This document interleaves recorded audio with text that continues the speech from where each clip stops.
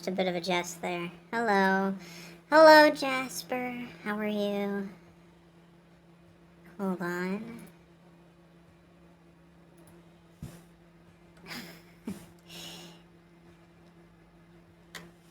You got ahead of me. I was gonna send you a... I was gonna send you the link.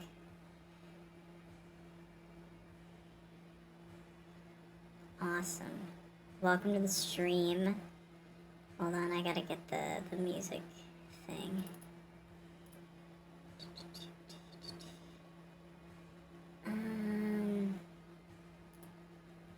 Yes, this one.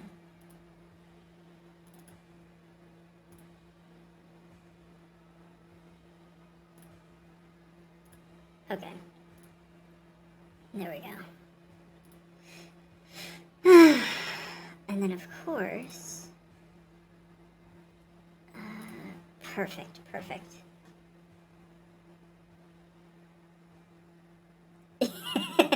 That's the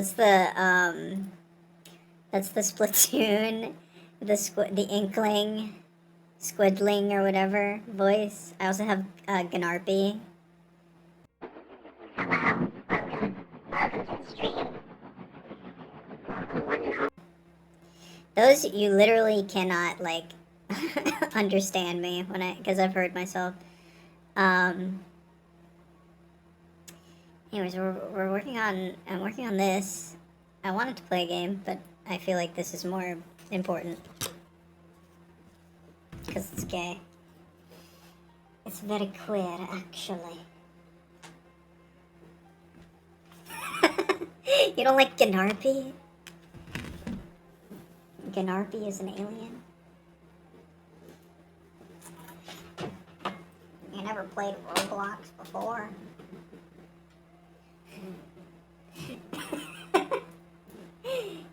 It's a cute little cat. It's a green cat with antennae. I love little green aliens. Little green creatures that come down at night and poke at you with long sticks. Okay, the music's on. We're good.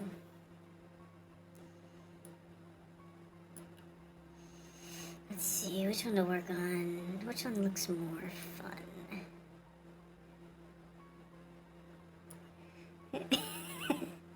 Because it's an alien cat. It doesn't speak human cat. It doesn't speak earthling cat. Comes from a different universe. Gnarpy is an alien. E.T. is an alien and he is kind of spacey. Coming from the universe to party and go crazy. We got to merge these layers.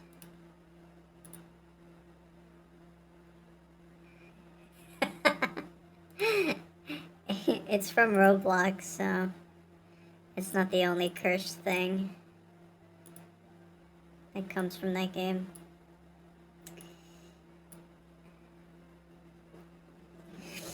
It's gonna be 3 points.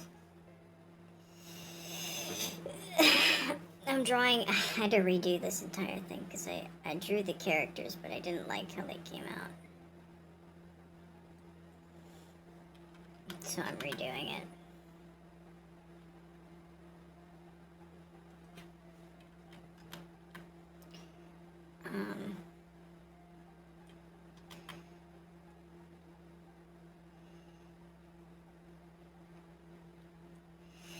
I drew like a version of these characters, but I didn't like the pose.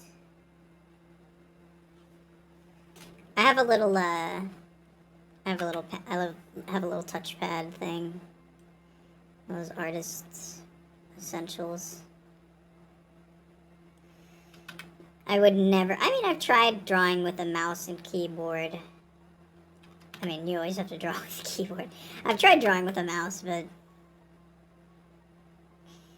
it's not the same. I'd say a mouse is like for more general shapes and concepts. And then a keyboard... or a touchpad is better for, like, character design. He's an alien and he is kind of spacey. Coming from the universe to party and go crazy.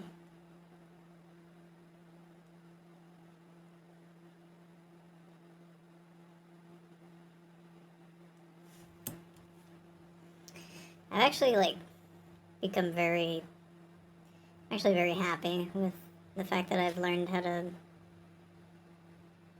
draw primarily on the computer now. I used to only draw pen and paper, but now I feel that computer is better. Because I've always struggled with filling the page, but because it's a computer,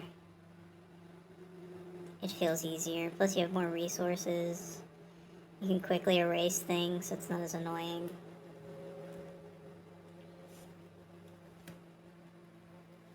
This character is primarily naked, but not really. They don't have genitals. I don't like the phone. I don't like drawing on the phone. Oh, sorry. They're not naked. They're not technically naked. They're just made of stone and rock. So they don't have genitals.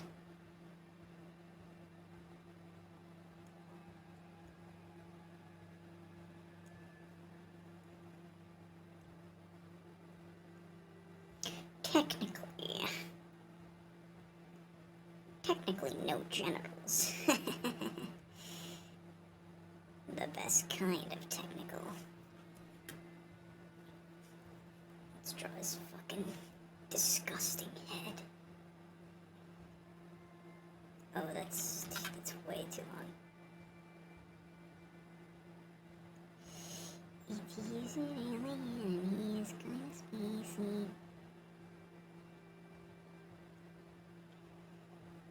That's cute. I like that.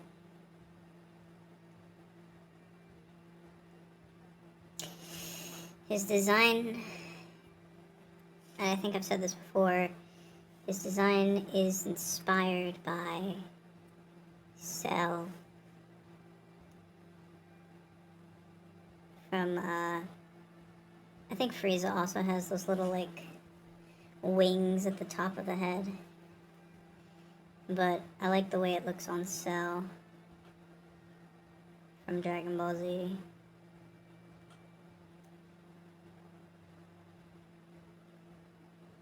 They are completely different though, just the head shape. I'm a very big fan of DBZ. Rest in peace, Akira Toriyama. You will be missed.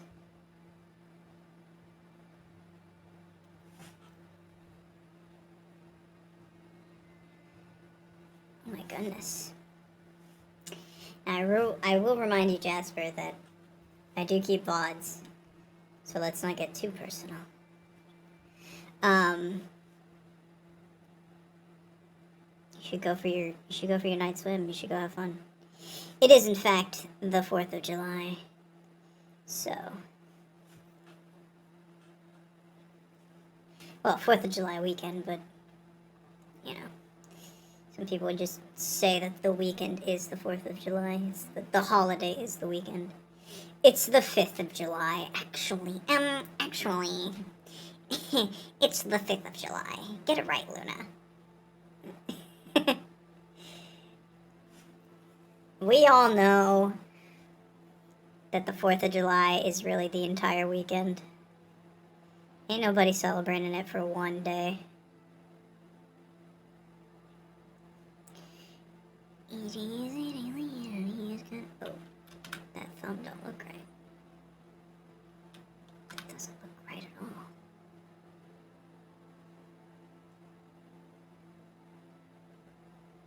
I'm from the universe. Is it though? It's never. No. It never is the actual weekend. People just want it to be the entire weekend. I mean, most people, you know, don't work. So, I had to work this weekend, or this 4th of July, which is awful.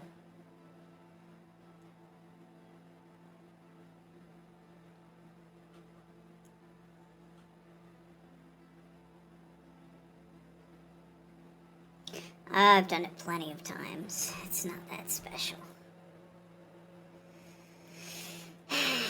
It's just fireworks. I heard some fireworks today even. Had some car alarms going. You gotta love it. You gotta love it. America. America, baby.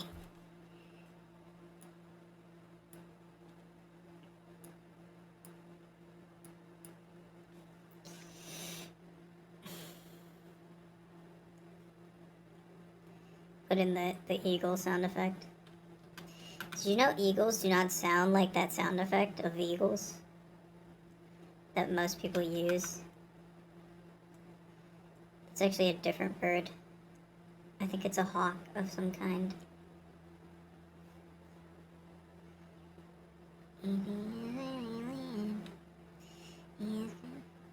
It's a red-tailed hawk. That's not very American.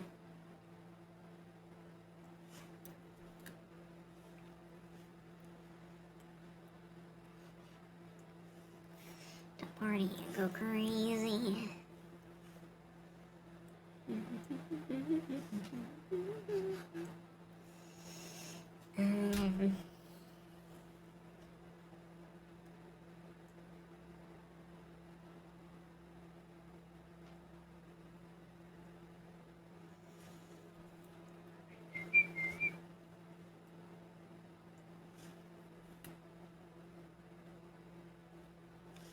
Okay, bye, Jasper. It'll be very lonely without you.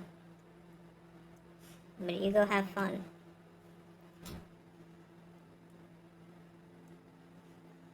Hopefully somebody else comes in.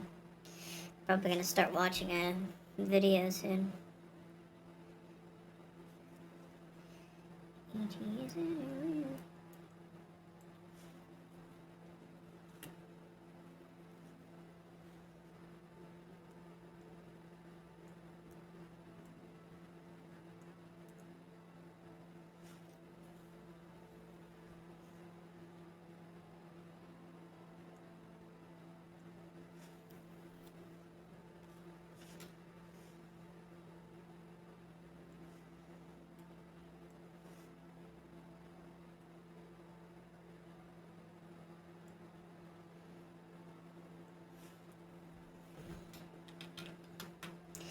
I got my boy Foss in a nice little turtleneck today. He's always fun to draw because he wears clothes. Some of my other characters don't really wear clothes. Bug doesn't wear clothes very often, just more like a t-shirt.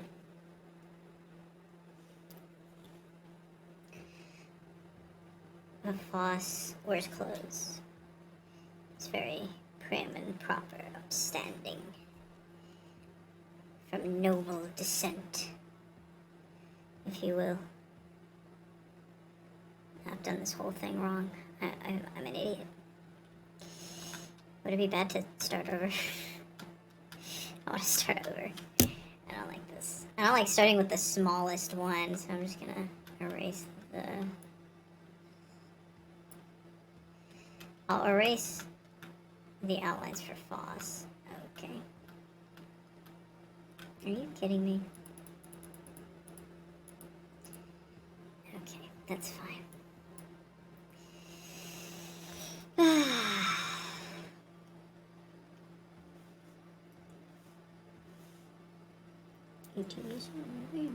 Let's just erase this.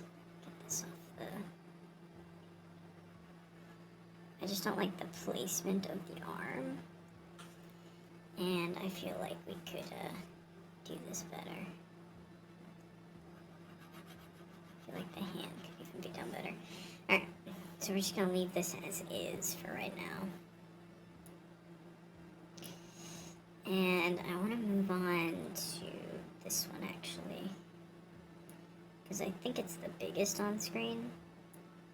So we'll take the longest. Oh, I haven't accounted for the characters. Oh, that's not good. I suppose the biggest one should take more precedent over the smallest one.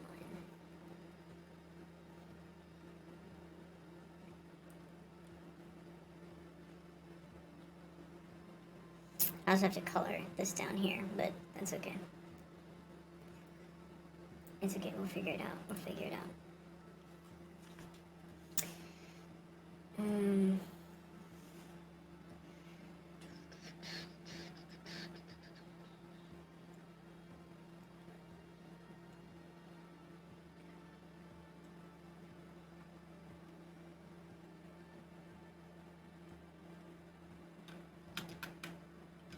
His face is a little too defined.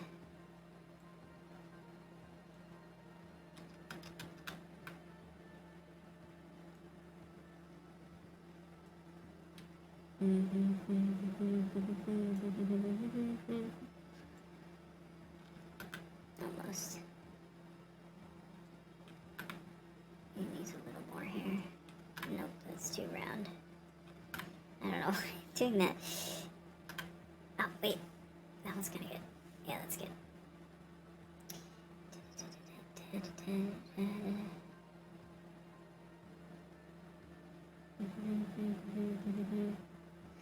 Sometimes I like adding little tufts of hair. I think the point about this character is that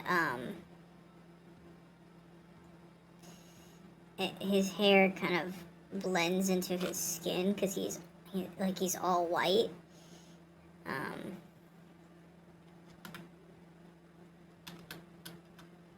It's too much.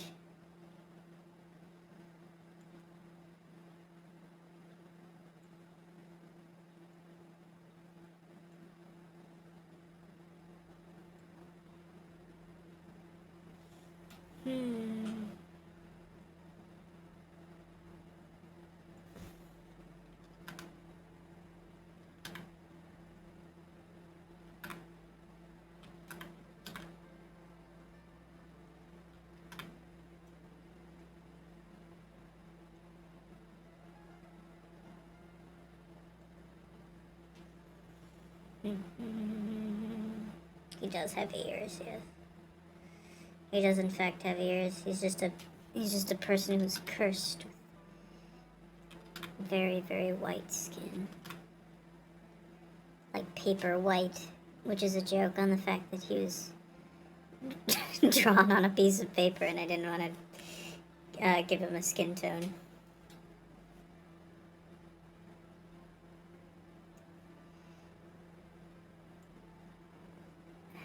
This one he's gonna have a little slutty shoulder,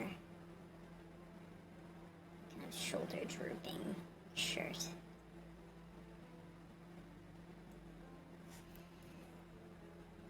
They're more casual. This is like if you caught them like in their apartment or something.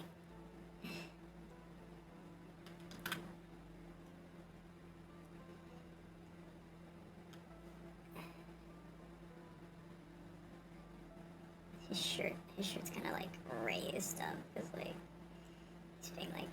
he's being like cuddled. You know, sometimes you're like hugging a person, you're like you get a little disheveled. I don't know. I might be overthinking this. I might be completely nude right now. No, no, but seriously, have you ever been in a room with your with your best friend, and you just start cuddling? Fellas.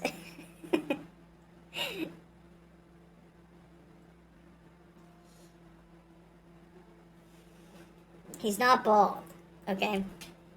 His skin blends in with the color of his hair perfectly. So you can only see the shadowy outlines of the hair.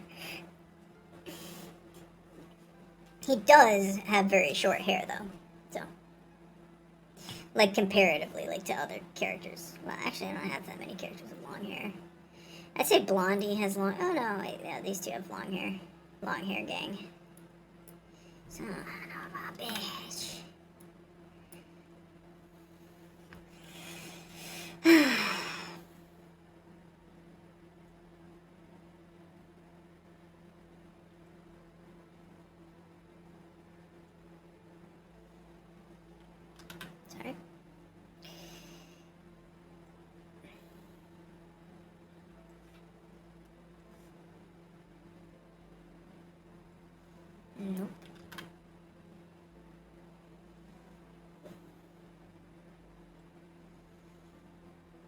He's got a little muscle on him. He goes to the gym, of course. He's rich enough to afford it, so he might as well. Little fucking rich boy over here. Little prissy ass rich boy.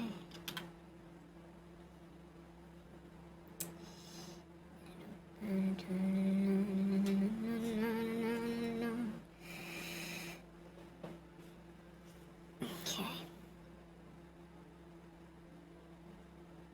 Yeah, there we go.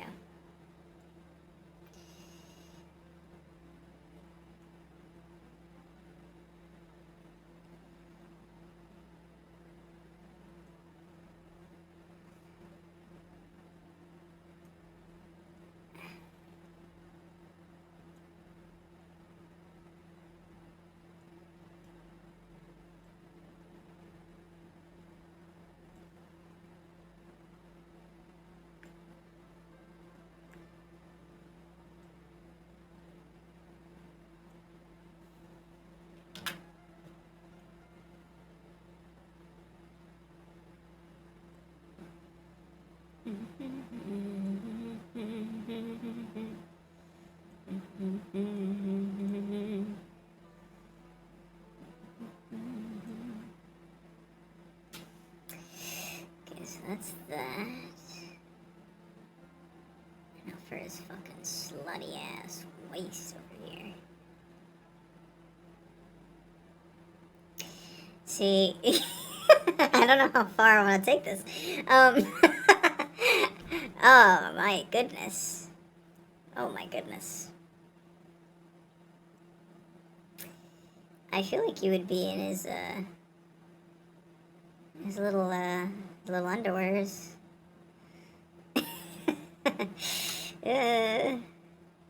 It's getting hard to hold this fucking pen in my hand straight right now.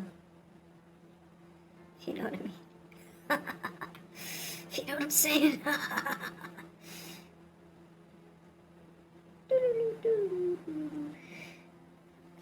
Imagine that's a name for a brand. A brand of underwear. How do underwear look? I always forget. I don't really wear, like, men's underwear, so I don't know. Is it like this? Is this right? Is there a thing here? I imagine there's a thing there. Is there not? I think that's good enough. I think we're good. Ended up on the national news. That's really fucking cute. Okay. Yeah. Yeah. Yeah. We're gooning tonight. Yeah. That happened. Is this a finger right here? Okay, I think that's a finger. Am I going crazy? Am I crazy right now? That can't be a finger. That's too big. It'll on the national news. I mean, I guess that works. That works for me personally.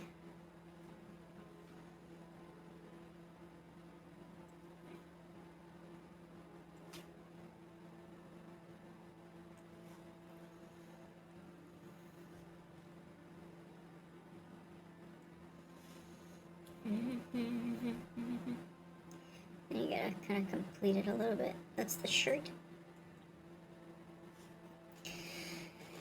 Sometimes things I mean, you have to remember, like we're in a three-dimensional space. Sometimes things will poke out at odd angles because that's just how they do that. They just, sometimes little bits of things poke out, like very small things. If you know what I mean. I'm gonna give him a little more hair so he doesn't look as fucking bald. He's always gonna look like he's balding a little, I guess. I mean, if we just, like, straight up just go, like, erase this, then he's fine. The point is that he's more of a silhouette. Like, have you ever seen, like, a father from, Codename Kids Next Door? That's basically what his design is.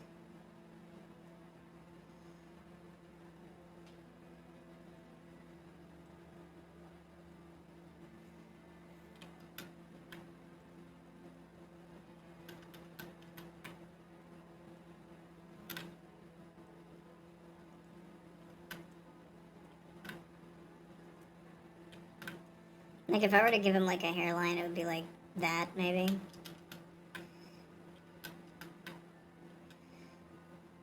He's just a silhouette character, you know?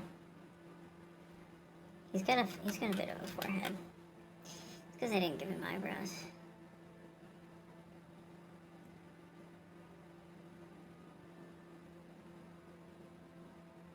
You're kind of like, I don't know, what's going on here? Yeah, what's going on here right now? You're like my boyfriend or something. Weird. Ended up on the national news.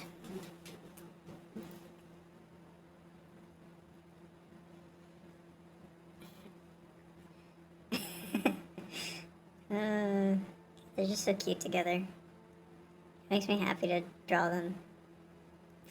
I've had them for like years, you know? I've had like these characters for years. I guess I draw like maybe one more spike so I could go like that and then like.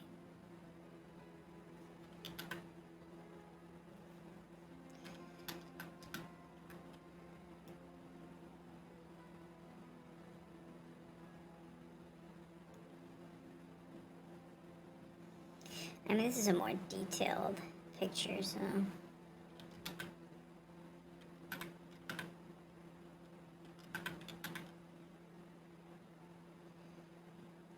So I don't mind giving him a little, like, tufts of hair.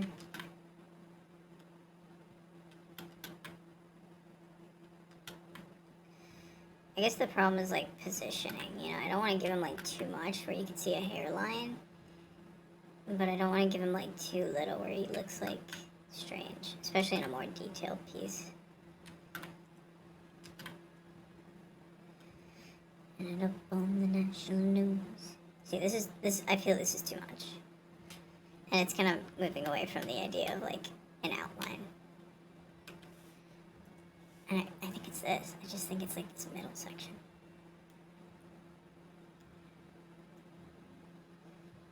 No, it's the end, too. I like this. I like it's when it's like this, kind of.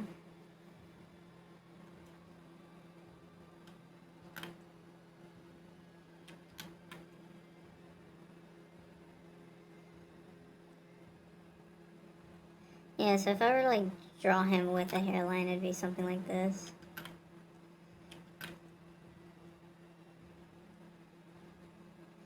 So his hair's kind of short. He'd probably be, like, have a buzz cut or something. But that like, it doesn't really fit the character design that I'm going for. That's better. That's better.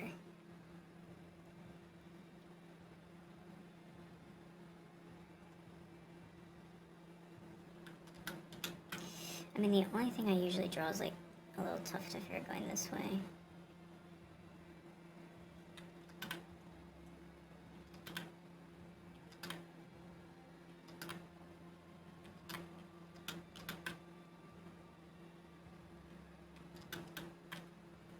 But this time I'm not going to do that, so. We're going to keep it simple, folks. We're going to keep it simple. On the national news.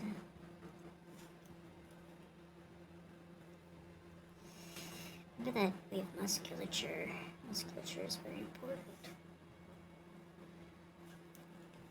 Okay, so that's little bottom bitch. That's what I call him. He doesn't have a name anymore. He's just the bottom bitch. No, that's fucked up. Okay, so actually we're gonna do this. I'm gonna pop him out. And then on this layer, we're gonna draw his boyfriend.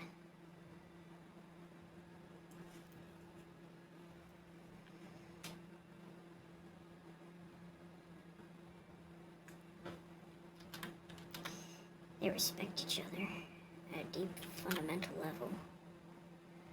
You're just never gonna understand. So his little fins, I guess they're fins is what they are, kind of curved back a little bit. And they're more like pointed, kind of like that. They're like racing fins, essentially.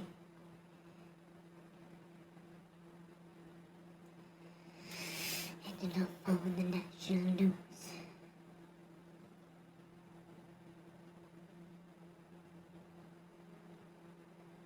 This is his gem. He's a golem. And in this world, golems needed some sort of soul gem that binds them. He's a pretty golem, though. He has his gem on the top of his head. Not many golems have, like, pretty gem placement. And yes, I did come up with this character while watching Steven Universe. That may have contributed to the character's sexuality in general. Perhaps it has inspired me, yes.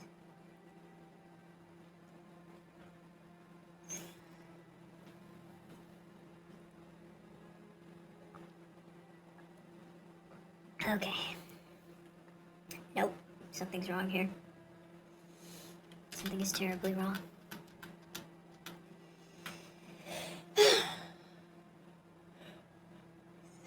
Go down. And then, like, right here.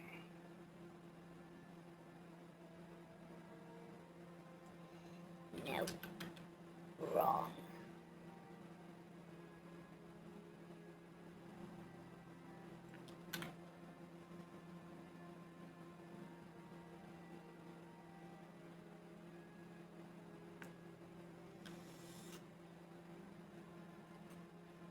I'm looking at this line.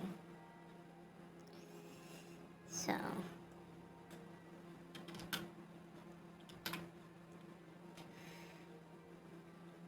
I mean, it looks kind of even, I guess. Let's go. Let's fucking go. I think it's this line that's not even.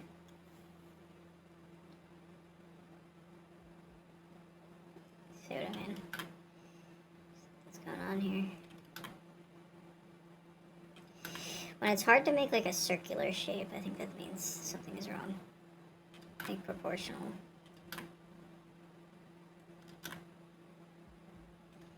Like it's very like subtle. Okay. Just get rid of the whole thing.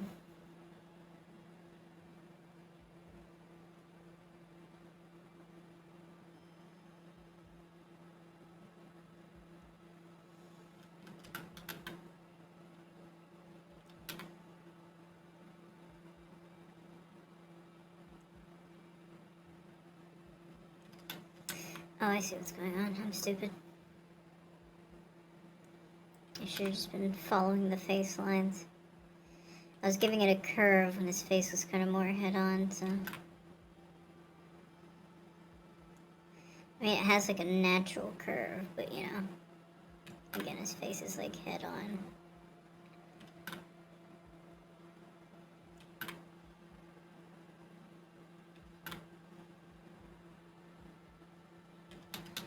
I don't know what's going on right now.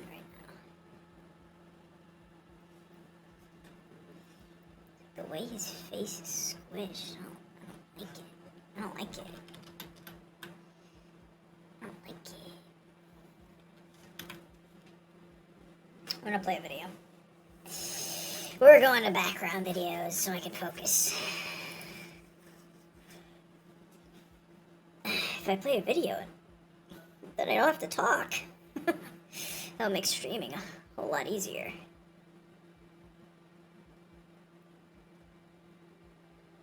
What the hell is this? Okay. Oh, okay. Add to queue. Add to queue.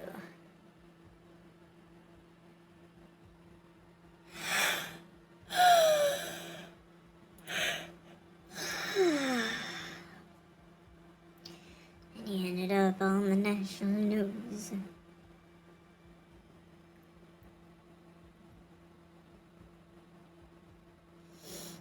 my goodness. We need to discuss. Okay.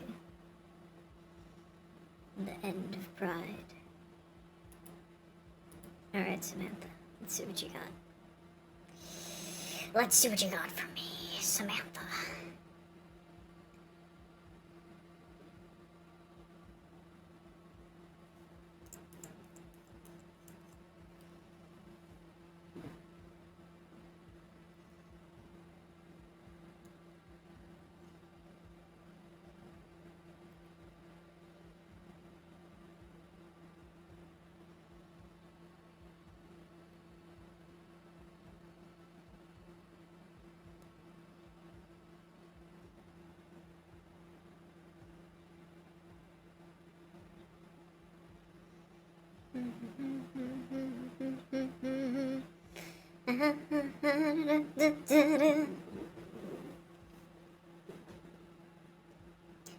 My goodness, it's getting so chilly.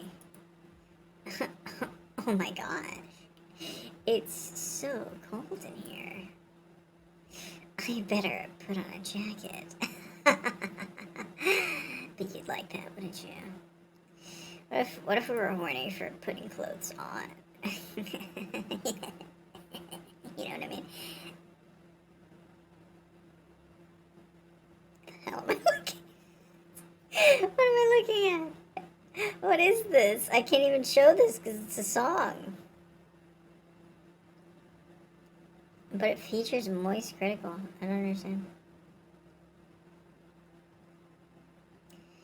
So, does this guy make, like, skits? He makes like, skits. But then he also makes commentary videos? I mean, I guess I'll watch it. I like his skits. I might as well.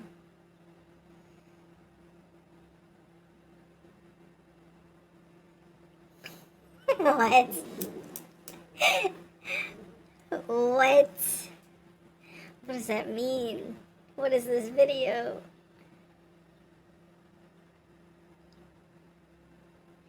When a show airs for too long. That seems interesting.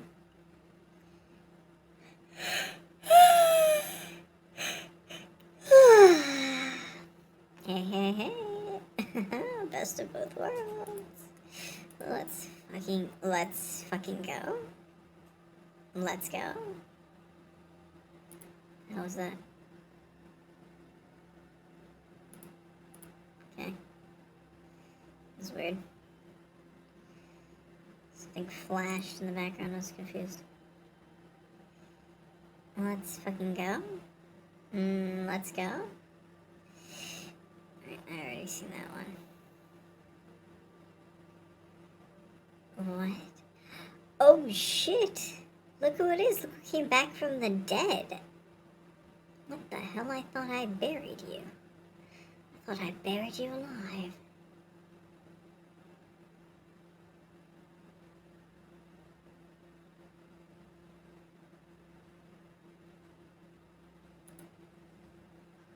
Oh shit, that scared the shit out of me. Oh, you made you made that video finally. We're gonna watch the shorter one because that one is 5 hours long. No, I can watch that while I'm at work.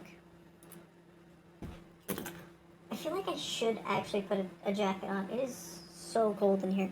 I'm just gonna turn off the fan in my room, and maybe that'll help.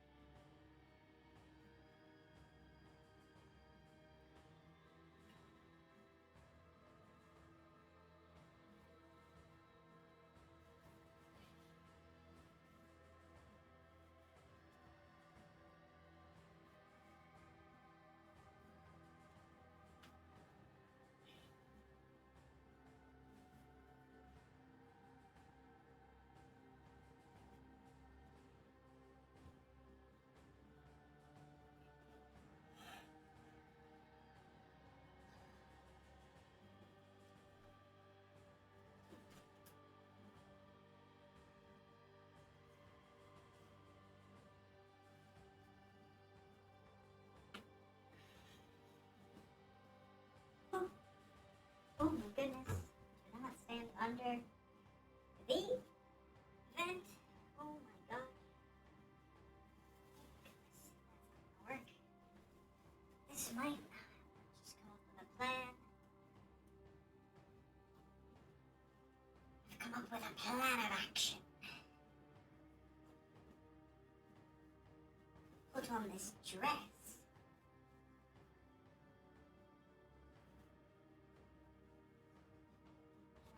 Throw on this. Where is it? That velvet gown.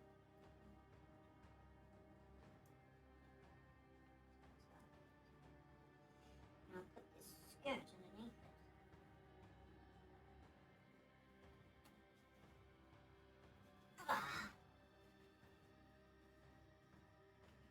I have to do some layering. Oh my goodness. I hope you enjoy the music. I don't even know if you can hear me. I think you can. I think my mic is picking me up.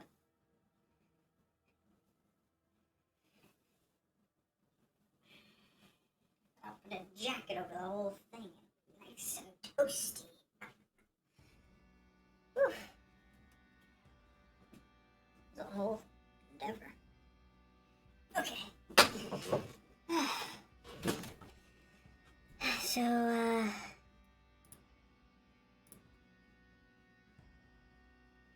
did I put this in the thing? Is it in there? Is it in the thing?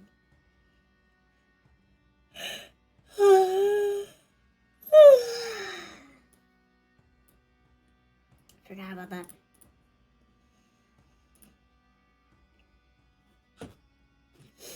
If you make a queue of videos in theater mode on YouTube, also to make a queue you have to have YouTube Premium, so anyways. Which is pretty cool. I mean, it's a cool feature. I use it a lot, like a lot, especially for streaming. Let's see here. So I'll put you here, you here.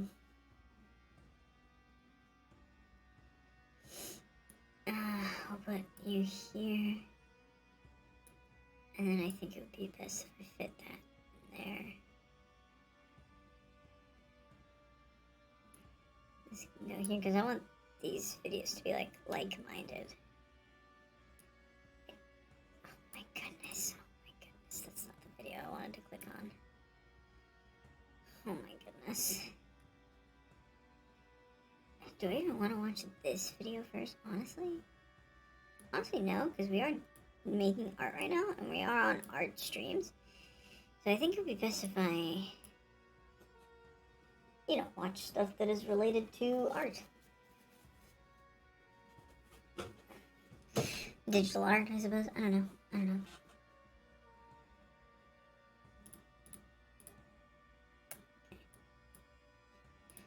That out. Okay, it should have popped up, right? Perfect. Now I just gotta get the audio on the right track. Picture in picture, please. That's perfect. I love it. Alright. Oh my god, that's not what I wanted. That's not picture in picture. That is not that at all. You straight up lied to me. Let's see.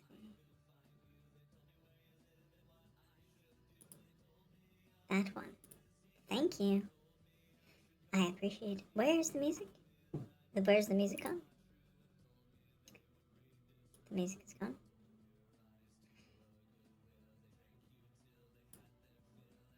Excuse me?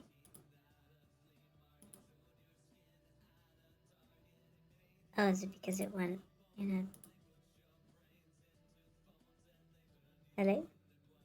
Where the fuck?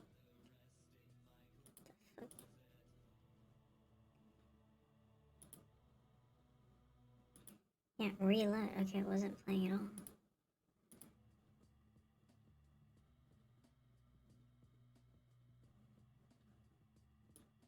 What was happening? I can see it playing.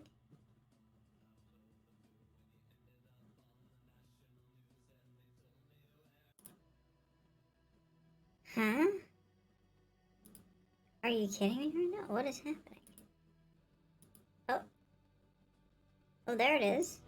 Oh, it's very quiet. Oh, how strange. Okay. I don't know why that happened. Interesting.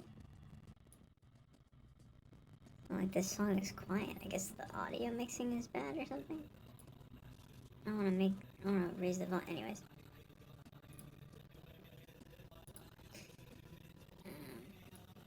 Back. And this one. Just gonna raise the volume a little.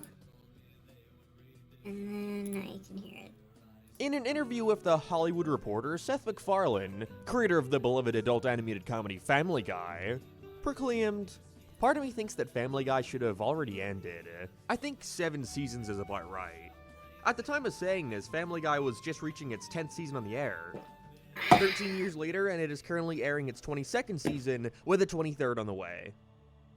Yikes. Obviously, a lot more has to be considered when deciding not to renew a show beyond, "it's bad now." If a series is still popular and bringing in steady viewers, aka still making money, a studio would see no justifiable reason to stop producing new episodes, quality be damned. Something also worth considering is that these shows keep a lot of people employed. Like, Seth MacFarlane is a multi-millionaire who does collabs with Logic and Jade from Victorious. That's real, look it up. He's a celebrity with stuff to fall back on. But is it really worth putting all the artists, animators, and writers out of a job, especially if the series is still popular, just because you personally don't want to continue working on it anymore? You see a lot of folks online claiming that certain series have gone on for too long. That rhymes. I'm obviously guilty of this myself in the past. But really, what does it even mean for a show to go on for too long? Are there definitive signs that can be pointed to? Or is it simply a case-by-case basis? The point in a show where most agree it started going downhill. But even then, that can be entirely subjective.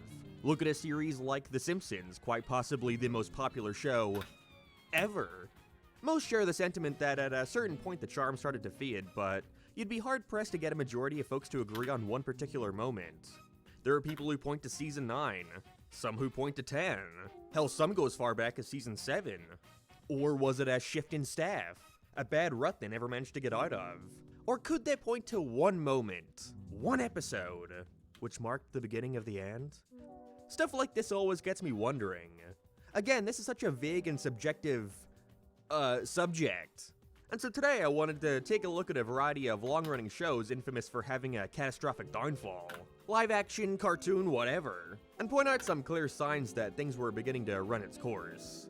So without further ado, let's explore and discuss, when does a show go on for too long?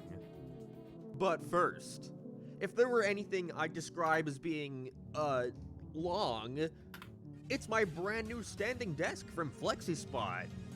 This video is sponsored by FlexiSpot. Being someone who spends 90% of their day working at a screen, I know all about the importance of having a good workspace. So what could be better than an E7 Pro standing desk?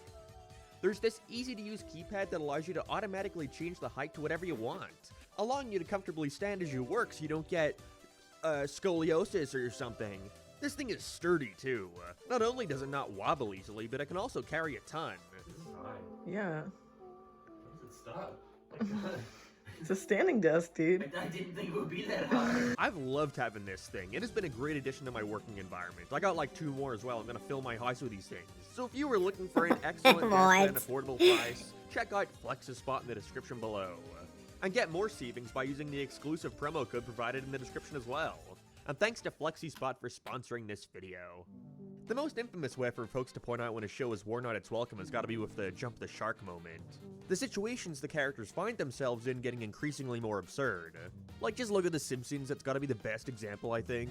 Homer becomes a voice actor. Homer becomes a talk show host. He's part of the paparazzi now. Then he joins the Navy, becomes a farmer this time, a boxer, a fucking astronaut. It says nothing about the actual quality of these episodes. I like quite a few of these. It's more so a highlight of how the writers feel the need to keep topping themselves. And at a certain point you forget that this started as a simple series about an average working class dad trying his best to provide for his family and become a better person and role model.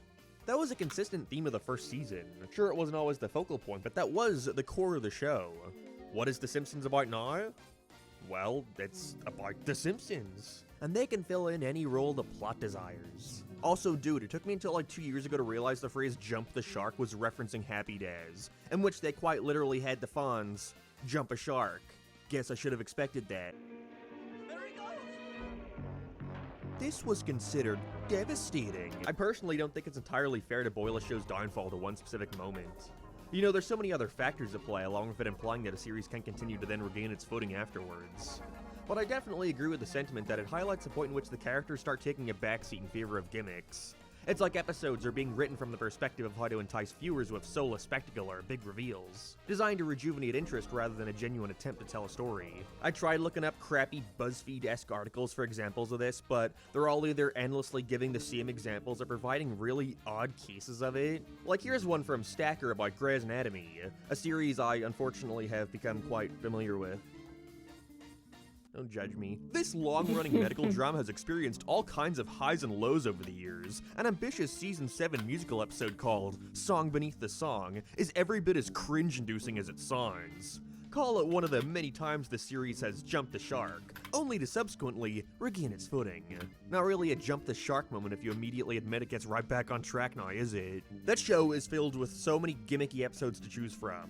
I'd probably highlight the one where half the cast gets in a plane crash over the one where they sit around singing Snow Patrol. Also, fuck you, Kelly Torres. She didn't do anything in this episode that egregious. I just hit Kelly Torres.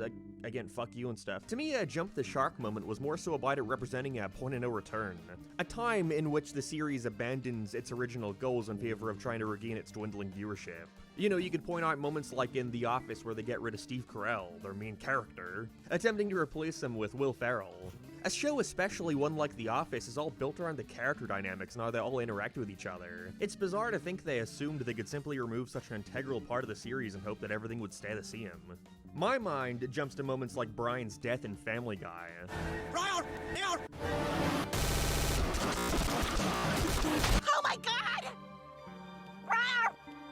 An episode I've discussed countless times on this channel now. Wow, I need a hobby. Did the writers kill him because they wanted to teach you a lesson on not taking your loved ones for granted as they could be gone at any moment? Well, that's what Seth would like you to believe. But it was about an advertisement. It was about making a Facebook post saying, "Which Griffin will be killed off? Find out tonight on Fox." I swear Brian better be brought back onto the show or y'all are gonna lose a lot of viewers. Brian is the most beloved character, and it was a big mistake on your part to kill him off. Vinny is a sucky new dog. He needs to sacrifice himself and get hit by a car to bring Brian back. Or Stewie needs to make a new time machine. Sincerely, a very pissed off fan. Listen That to what was they're the goal saying, here. bruh. You just got someone to realize how invested they are in your series. You got this person by the balls. Oh shit! Brian's dead!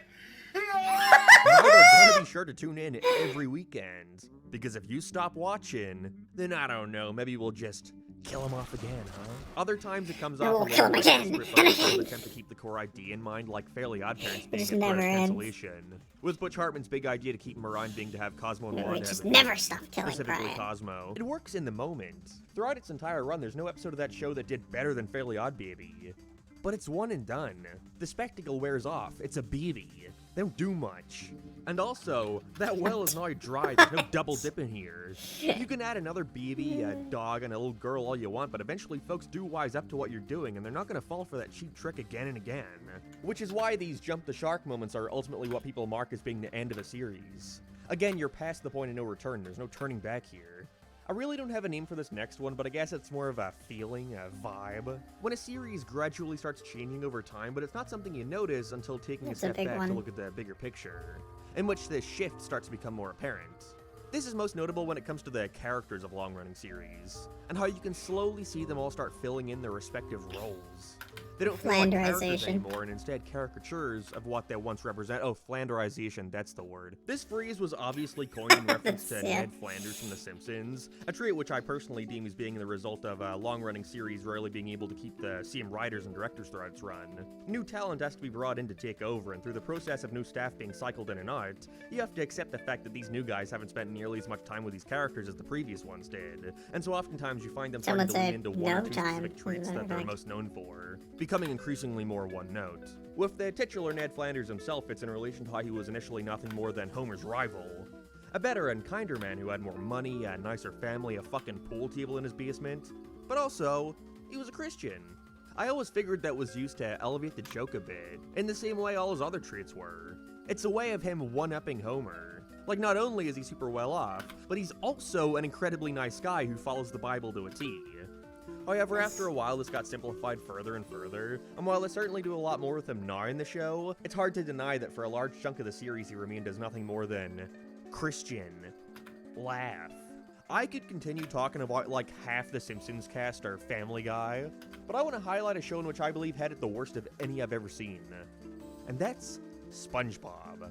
I feel completely neutral towards new SpongeBob. Again, my point here isn't to say one is objectively bad, more so just pointing out that these differences do exist between old and new. But something I always enjoyed about early SpongeBob was that he was just a guy. He had such a wide range of emotions, happy, sad, angry. Sure, they more often than not focused on his naivety and optimism, but it was never overbearing unless the plot demanded it. I really think SpongeBob is a franchise that suffered from its success when it came to flanderizing their characters. Like, over time it bought into its hype too much. His face got slapped onto everything with a massive toothy smile and wide shiny eyes. So much so to where after a while that kind of became all SpongeBob is. In those middle seasons, they really focused on him acting like a dumb kid, bordering on being a baby at times. And as a kid, I didn't bat an eye, but I could always tell something was slightly off, but you know, it's SpongeBob. I like SpongeBob. And for most kids, that's good enough. But when being able to look at the series then, in comparison to how it began, it's night and day. That issue certainly got better as they started transitioning into their modern era, I guess it's called. But SpongeBob still has that issue of being too happy-go-lucky for my taste. Again, he's too one-note. In a way, it's like the character traits become gags in and of themselves. SpongeBob works at the Krusty Krab. He loves Krabby Patties and jellyfishing. That's his character. SpongeBob acting naive is no longer a character trait. That is the joke in and of itself. Again, it becomes too obsessed with itself. In the early seasons, the Krusty Krab is this sort of run-down, not good but not bad fast food place that's usually struggling for consistent business. Yeah, sure, SpongeBob loves it and thinks it's the greatest place under the sea, but that's his naivety at play. However, as the series goes on and becomes so popular that every aspect of it becomes a staple in pop culture, selling fucking gummy Krabby Patties and Krusty Krab play sets, it becomes this weird shell of its former self. Now Bikini Bottom contains a society that will quite literally collapse if the Krusty Krab isn't selling Krabby Patties. SpongeBob went from this kind of nerdy guy who nobody respected, to now frequently being the savior of the entire ocean because of his burger-making abilities. I have to stress again, it's not bad, but it's so far removed from where we started. There's always that point in these long-running shows where it's as if the realness starts to fade. It's hard to describe, but it's like the characters no longer treated as people. They just are the characters and do what said character is expected to do. It's really hard to do that, however, without making your series come off like a lame sitcom, where everyone's lives revolve completely around each other. Again, Grey's Anatomy, nobody has a life outside that fucking hospital. Another thing that comes from you closing off your world so much and creating these ensembles is that you have to start retreading the same story beats over and over again. Like in Friends, how they draw out Rachel and Ross's will-they, won't-they relationship constantly throughout the series, not definitively getting together until the fucking finale. They're consistently teasing the audience with what they know they want to see, but they spend so much time doing that by the end of the series you realize you only got to see them actually be together for like a tenth of the show. But I understand why they have to do that, because if you give the audiences what they want, there's always the question, what's next? It's easier to have Ross and Rachel get together, spend some time as a couple, get mileage out of that, and then have them break up, because now there's new storytelling potential. And now the audience can get excited at the prospect of them eventually getting back together. You seriously don't want the other outcome here, where the viewer becomes bored and wants to see something new again. To bring it up again, Grey's Anatomy suffers from this exact problem. First of all, they will have so many different mashups and character pairings that they start to trip on themselves. You can feel them wanting to go a certain web and having to reel it back in because of some other bullshit they pulled like 5 episodes ago. There's this really annoying point where the character of George gets married to Kelly Torres. I hate her if you forgot. They make it apparent that they have no real chemistry together and that George has immediately regretted this decision. And this is when he starts gaining feelings for his roommate, Izzy. At this point, the show has all but abandoned their desire for Kelly and George to be together. Now they want Izzy and George. And so it becomes this whole big thing of them being together and trying to keep it a secret before Kelly eventually finds out and they get divorced. But who cares? All that's out of the way and now Izzy and George can just be together. Except, whoa. In their hasty decision-making, rushing through this marriage like they were going for the world record, the audience now not only hates George for cheating on his wife, but they now also hate Izzy for being a homewrecker. Well, damn. Now, in an attempt to win folks back over, I guess no they one make it can so win. George and Izzy lose all chemistry they had for each other. They used to be able to fuck just fine, had no problem doing it when he was married, but now they just can't make things work and decide to be friends. George dies the following season. You run into a common issue What where the the story hell? ends, but there's still more show to make. And so now they have to scramble to find a way to shake things up so the 40-year-old women, and me, watching this thing don't want to switch the channel to Scrubs Yeah. instead. This is especially troubling if your series goes on for as long as Grey's Anatomy. That shit is still airing to this day, even though Grey left with her anatomy like 3 seasons ago. Is That that is quite true? possibly Wait, the what? saddest case of a show going on too long, when all you need to do to realize that is to look at it. When the actors start physically aging, Meredith goes from this to this. Nothing wrong with that, of course. I'm aware we can't stop the aging process yet, but there's something about it that's just sort of sad. You think about the past 17 seasons and realize, boy, this character's life just sucks. Had an abusive mother, gets Alzheimer's and dies. Finds out she has a long-lost sister, gets in a plane crash and dies. Finally marries the guy of What? her dreams after 7 seasons, gets hit by a truck, and then wham! COVID. We're at the point now where the actors are starting to die in real life. Rest in peace, James Pickens. Don't even get me started on the Simpsons happening? voices.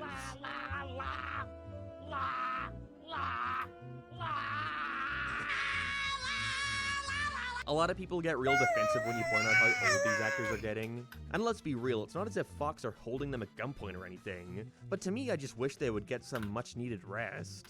I think after 30 plus seasons, you've done your duties, take a break. I don't want these actors doing this until they die. Same goes for Tom Kenny with SpongeBob. Because you will get to a point where they're just physically unable to do it anymore. And instead of forcing it and creating a product that can be genuinely hard to listen to at times, I don't know, maybe eventually it'll be time to call it a day.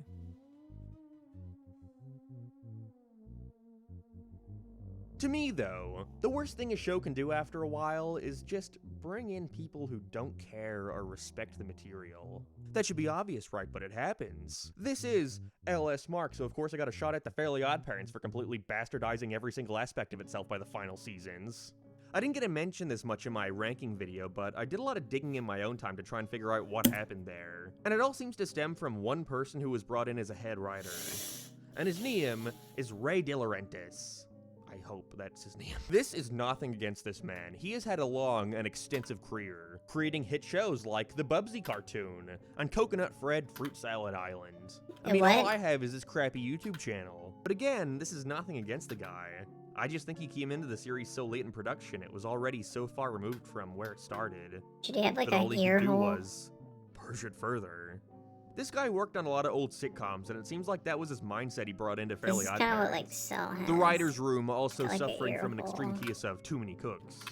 Early Fairly Odd Parents seem to be written by a couple people Too with many multiple cooks, episodes being handed too off to many different writers. cooks. However, in the later seasons, it appears that Too Ray many offered a new cooks. I don't like that. I don't like that the ear. being, every writer would That's be given the gross. same episode. Also, why would a gold Everyone have would then ears? go off and write the episode whatever way they Doesn't make any wanted. sense. And then by the end, they would all rejoice and make some sort of hodgepodge of each's script's best aspects. I can see the vision there, but it perfectly explains why the later episodes feel so unfocused. Characters just standing around telling each other lame jokes. And it's because there was no consistent idea there. He also highlights how he really grew attached to Timmy's dad, Crocker, and Cosmo in particular, a lot of the most iconic characters of the series. And so the mindset seemed to be, well, we have all these funny characters, so if we put them all in a room together, it'll be like 1, 2, 3 times the funny. And while that may work in an ensemble sitcom, this is the Fairly Odd Parents. There are quite literally da rules that prevent at least one of these characters from being there. Another one of these guys is just Timmy's teacher, and then his dad. Why would these 3 people ever be in a room together? Doesn't matter. Listening to Butch Hartman's podcast with him really put into perspective why I hate the later seasons of Fairly Odd Parents so much. Everything took a backseat to the comedy, which was never even Fairly Odd Parents' strong suit. It was so That's huge true. because of the characters and the magical element opening up so many opportunities for creative set pieces and sweet little dumb morals. It was like a fine family show, that was its core. But somewhere along the way it just lost itself. It was no longer immersed in its own world. The goal became telling rapid-fire jokes with the most popular characters by any means necessary. And while that may have worked for a sitcom back in the 70s, it sure as hell didn't work for a show that had already spent 7 seasons building up its world and characters. only for it to all be thrown away. I'm depressed now. Writing for a long-running show is like walking a tightrope. You constantly have to be pushing it in a new direction and wowing the audience. Poor guy. But at the same time, you have to balance it with keeping in mind why people liked it in the first place. You can't divert too greatly or else you risk going Holy overboard and shit. falling flat in your face. I'm depressed. If your show That's goes on for crazy. 10, 20, 30 seasons, then that means in some way people grew up with your characters, your world. They're as real to them as any regular person in their lives. And that's not really something you can take for granted. The end, I guess.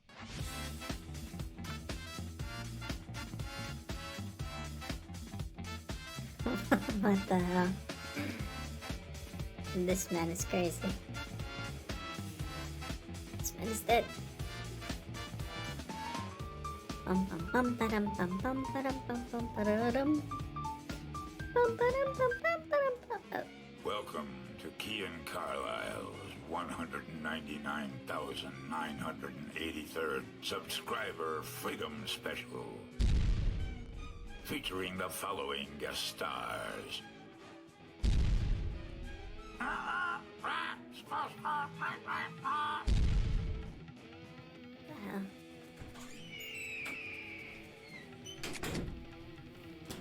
The September 11th terrorist attacks, popularized by the book I Survived 9/11, shook the United States of America to its core.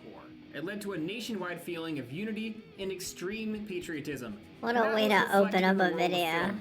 You mess with mine, you mess with New York! You mess with one of us, you mess with all of us! One of these films aired on August 6th, 2004. Disney Channel's Tiger Cruise, which is a children's movie about the military reaction to the collapse of the World Trade Center. Sir, there's a second one. Is this second one? Then tune in Yeah, for I know. the There's Disney two. Channel's newest original movie, Tiger Cruise. It all starts tomorrow at 7 No Central, way. only on Disney Channel. That's the narrator.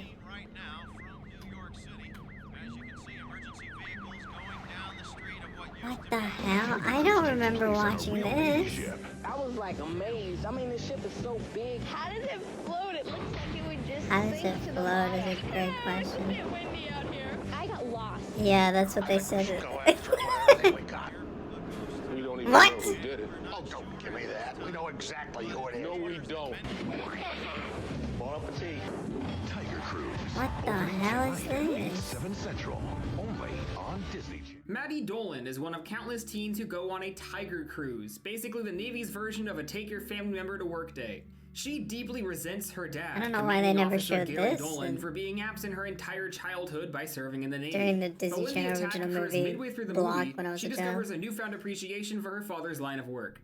I'd never heard of this movie at all until recently, Yeah, same. and that's bizarre because I watched Disney Channel all day long growing up. I remember every bizarre movie they aired promos for. Being a teen is tough. Being a leprechaun is even tougher. I actually love that movie. One day, and a leprechaun the next. This was straight up not one of them, meaning they must have faded this thing from syndication by like 2007. Like, immediately. We open with Maddie being unhappy about her upcoming trip Like, to the visit her second father. people Her little sister is played by didn't Jennifer wanna Hurd, talk who has about- the smallest role here, and yet goes on to be probably the most famous actor in the whole movie. Oh, that's she really wants to crazy. go on the cruise, but she can't because it's just I wonder if one this family movie's in member Jeanette per service McCurdy's member. book. That's not fair. I want to go and she doesn't, and she's Jeanette did a great job there. She really earned that paycheck for her mother. Maddie's never wanted to go on She the really Tiger Cruise did. before, and her motive for agreeing to go this year is a bit of a mystery. After this, we meet our other child protagonists. Anthony is an off-the-cuff rebel from New York who's going to visit his older brother. And going out on that boat, that's whack. Joey is a little comic relief kiddo who really loves ice cream. He's visiting his mom. Aw. Then we go to our next location. What does that mean? I love that they have to Seattle. clarify that as if What? there's other locations that have the Space Needle. Tina is a try-hard, well-studied girl who's incredibly eager to join the military alongside her older sister. Why is she practicing? duty. Why is she practicing her? Every Disney Channel original Salute. movie has a I don't limited think you need to number of like practice 4 your or salute. 5 personality types that are then randomly distributed to a corresponding race or gender. These 4 kids are the result of this movie's mix and match combo. The only one we're missing is the scared sidekick. Tina's introduction leads to one of the most bizarre and jarring tonal shifts I think I've ever seen in my entire life. Hold on. Would you stop with the practicing? Like what? 2001. have moved her introduction earlier in that sequence? Did she have to be right at the September 9th? See you in a few days. September Those would have been far 9th! better options to transition into the ticking clock. And this movie has a lot more insanely, bizarrely abrupt transitions that I cannot wait to share with you. They all fly out to Hawaii to board the USS Constellation at Pearl Harbor. Also, Anthony drums on the plane because he's a rebel. We're introduced to a former This is Marine named Chuck extremely, Horner, who's like, there to visit his son. gross and insensitive, I was a and Marine. We were lucky to have a soft piece of ground to sleep on. And Chuck's we're a looking at a real soft paper. patriot. I used to shit in a bucket. Arizona took a number of hits. Sank in less than 9 minutes. It took 1,100 crew members to their death. 1941. He was there. As FDR said, that's a date that will live in infamy. He was there, bro. What the? I find it really funny that we branded the Second Great War as World War II like it's a movie sequel. Like, this is a genuine question. If there were to be another terrorist attack on a future September 11th, would we call it 9/11-2? 15 9/11s. So everyone reunites with their loved ones, but things are tense between Maddie and her father, who's been demoted from the president in the years since Independence Day. Dad, how many elementary schools did I go to? Oh, Maddie, come on. How many? 4, 5. 5. This movie has some incredible photography. I'm Thank so you, Mr. concerned. Seaman. So I've never mentioned this before, but I actually come from a long-standing military family. My great-grandpa served in World War II. He also most certainly killed my great-grandma, but that's a different story. That's unrelated. What the My heck? grandpa was in the Army for 21 years. He served in Vietnam. My dad served in the heck? Army for 8 years. My uncle served in the Marines Keating for 20 Carlisle years. lore? And I'm a YouTuber. When I was about 8 years old, my uncle told me that all of the medals on I his bedroom salute you, walls Keaton. were for the terrorists that he killed in the Marines. And it wasn't until about Sick. 3 months ago when I found out that those are actually just for the marathons he ran, and he was fucking with me the entire time. And I believed that for a good majority of my life, that my uncle had killed several people. So anyways, shout out to the military, gotta be one of my favorite genders. Guess what? My unnamed father sat down with me to weigh in on the authenticity of the military representation in this film. Let's see what he has to say. John Carlisle, I served in the United States Army for 8.5 years. I made the rank of sergeant, promotable to 86 staff sergeant, and was in 94 Bravo. December 7th, 1941. As FDR said, A day that will live. that's a date that will live in infamy. You said day. Yeah, but I meant date, yeah. We'll see him again soon. So it's a little hard to explain, but the entire first half of this movie exists solely to pad itself until the second half of the movie. Almost nothing of note happens before 9/11. We just watch the characters Great. do random shit Alright, with sick. semi-regular reminders of the ticking clock. Why? Why is that necessary? Oh, classic. Oh, yeah, that wasn't on the nose at all. Sick from eating too much ice cream. Chuck the ex-Marine spends a lot of time complaining about just how easy those pussy sailors have it. Sailor can do it. I can do it. It's just the level of like the things they have to do, you know, like in basic training and stuff. But I mean, all the services are A lot of good. climbing. There's just competition between the services, you know. Then Chuck mocks his son for working in food service. Sailors gotta eat, right? Oh, yeah. And I guess when you muster out, you can get a job flipping burgers at any joint in the country.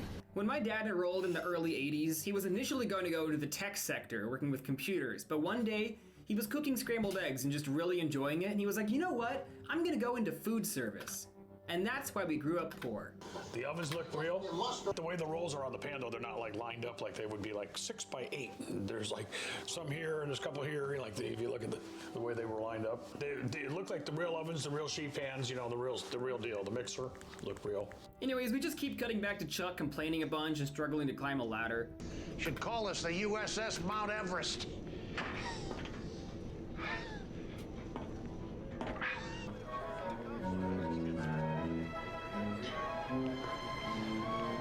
Hey, buddy. Can you give me a little hand here? Anthony is told he cannot wear hats outside, and when he disobeys authority, he learns that everything they say is for a reason. This still doesn't explain why we couldn't wear hats and hoods in the fucking elementary school cafeteria. I'm mad about that. I wanted to wear my hood and they were like, no, not inside. Tell me fucking why! And then he messes around on the deck and almost rolls off the boat, but fortunately he doesn't learn a lesson at all. He died just Maddie before reveals her true motive for coming the is to incident. convince her dad to leave the Navy and rejoin their family. After Friday, I'm gonna be home for a while. All right. For a while. Everything we do is always for a while. When are we gonna get something permanent, Dad, huh? I'm listening to you. I hear what you're saying. It's about the family, so we'll need to talk about it as a family after we get home. No. So I have a lot of family members who are constantly restationed. My dad grew up moving all the time because of his dad's service, so this rings as really true. Then Tina wants to get photos of her sister flying, so they violate orders and sneak up to watch the planes fly off. I thought for sure a gust of wind was gonna blow them off the deck, and that would have been iconic, but no, they're caught and they're punished. Not very smart. So Maddie's stunt up on the deck shocks Fuck Gary, is and he that guy? realizes that he barely knows his daughter at all. So he calls her mom, and he decides to leave military service forever, starting tomorrow. He and Maddie eagerly, excitedly share a hug together. This is the night of September 10th, 2001. And Sick. this would have been real, like, if they would have, like, he thinks he's leaving and going home to retire. If this would have been active, he would have had to stay and go. He would not have been able to go home. Carry on the mission, whatever they tell him it is. Throughout the entire movie, the most whimsical and inspiring music plays over like every shot of the servicemen working. Now this is what America needed. People flipping switches.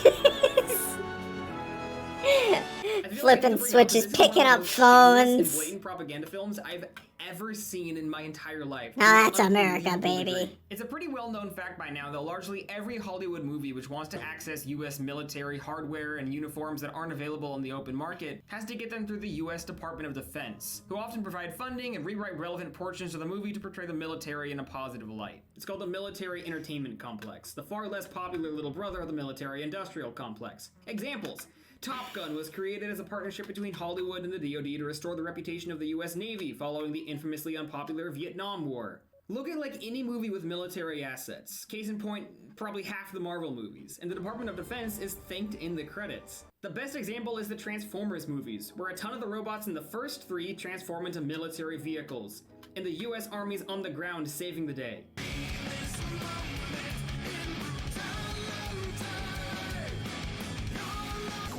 Mine, but don't ever go away. I'll be.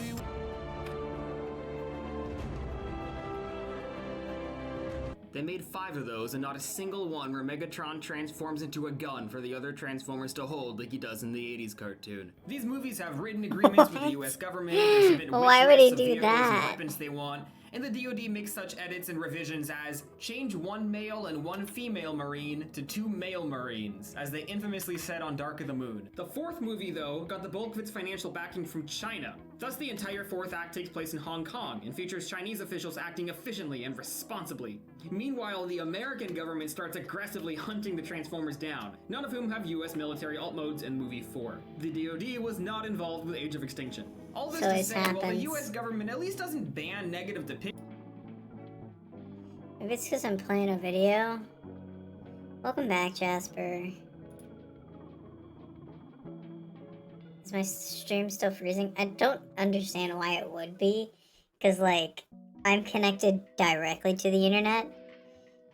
And I'm the only one on my network. So I have no idea why it does that.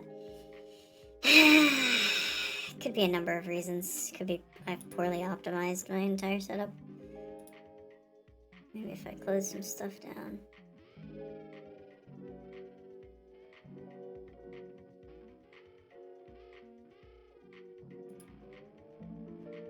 I mean, most of these apps stay open in the background, so that's not even that important. Anyways. How's it now? Is it still freezing? Am I still buffering? Probably.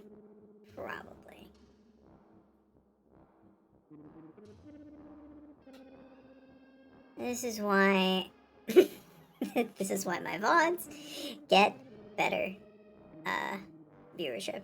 Although I do get more interactions from streaming. It's very hit or miss.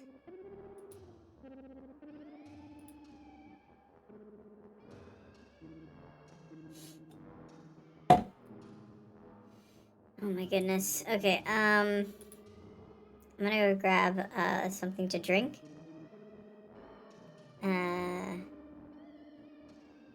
And I'll be right back. Please enjoy the music while I'm gone. I'll be right back though.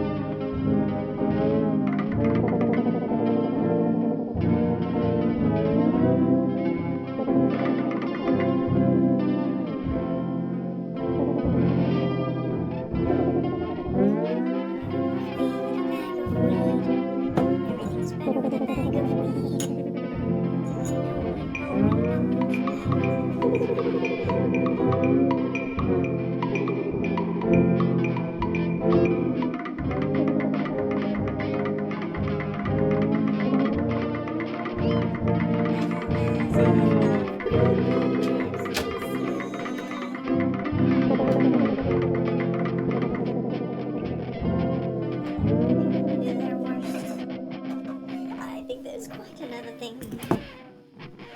They should have stuck it first. It's a perfect situation. There's no negotiation. I must have the freaking FCC.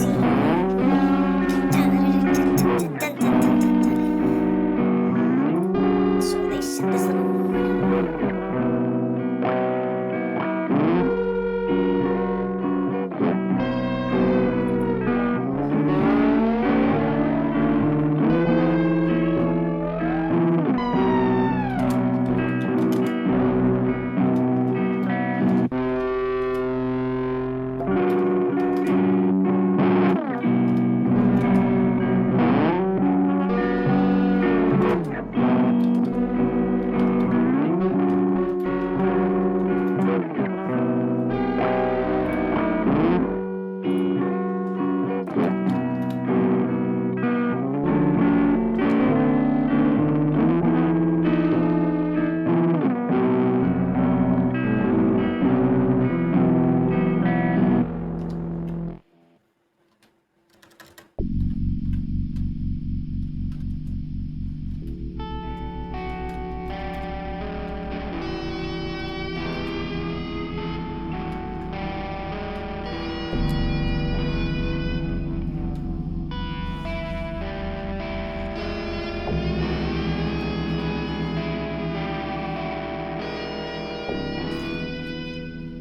a moles.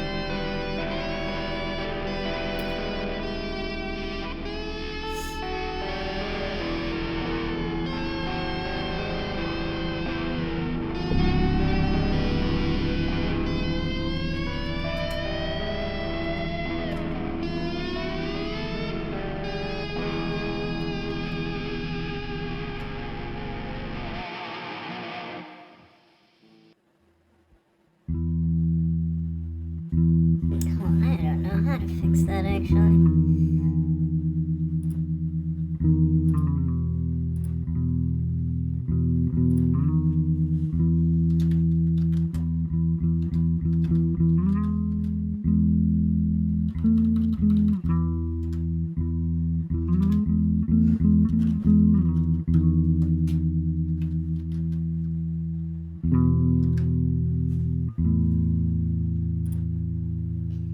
Whatever will I do?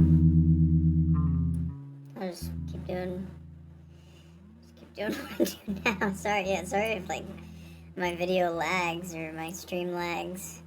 I blame the military-industrial complex.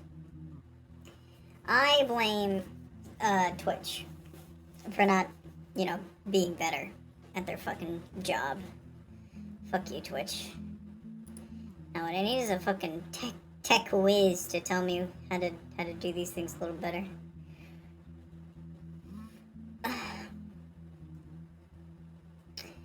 Cause like my video won't lag.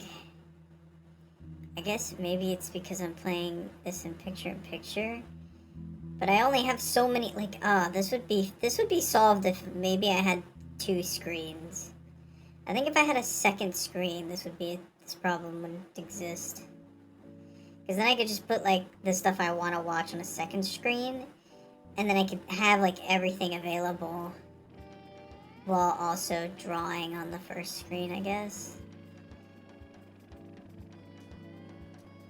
I do like the convenience of picture-in-picture, but I guess it would be beneficial if I got, like, a second screen or a second monitor to have, like, videos and stuff playing while I think that might be, because I think it's because it's in picture-in-picture mode that I have trouble streaming it on Twitch. I don't know.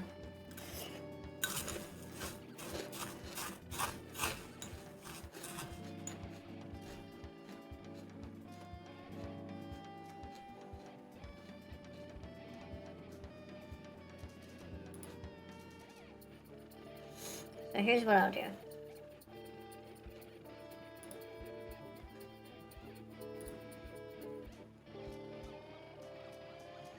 I'll put it in,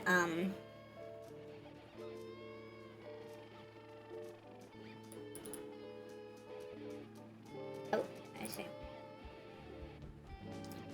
Oh, I see.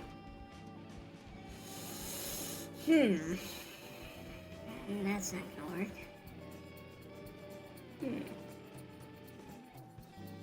What have I done?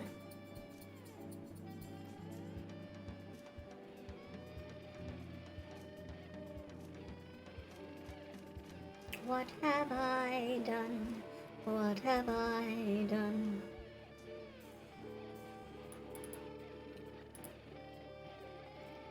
Oh, I see what's going on here. Oh, I see. This is unfortunate.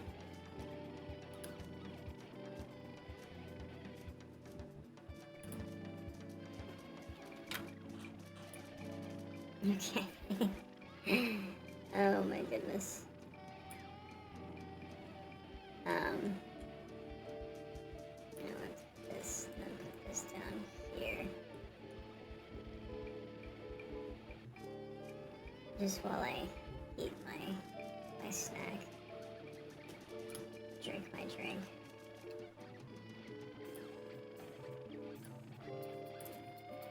Okay.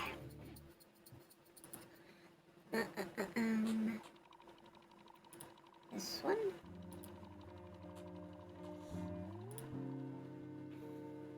This might help with the buffering on the stream.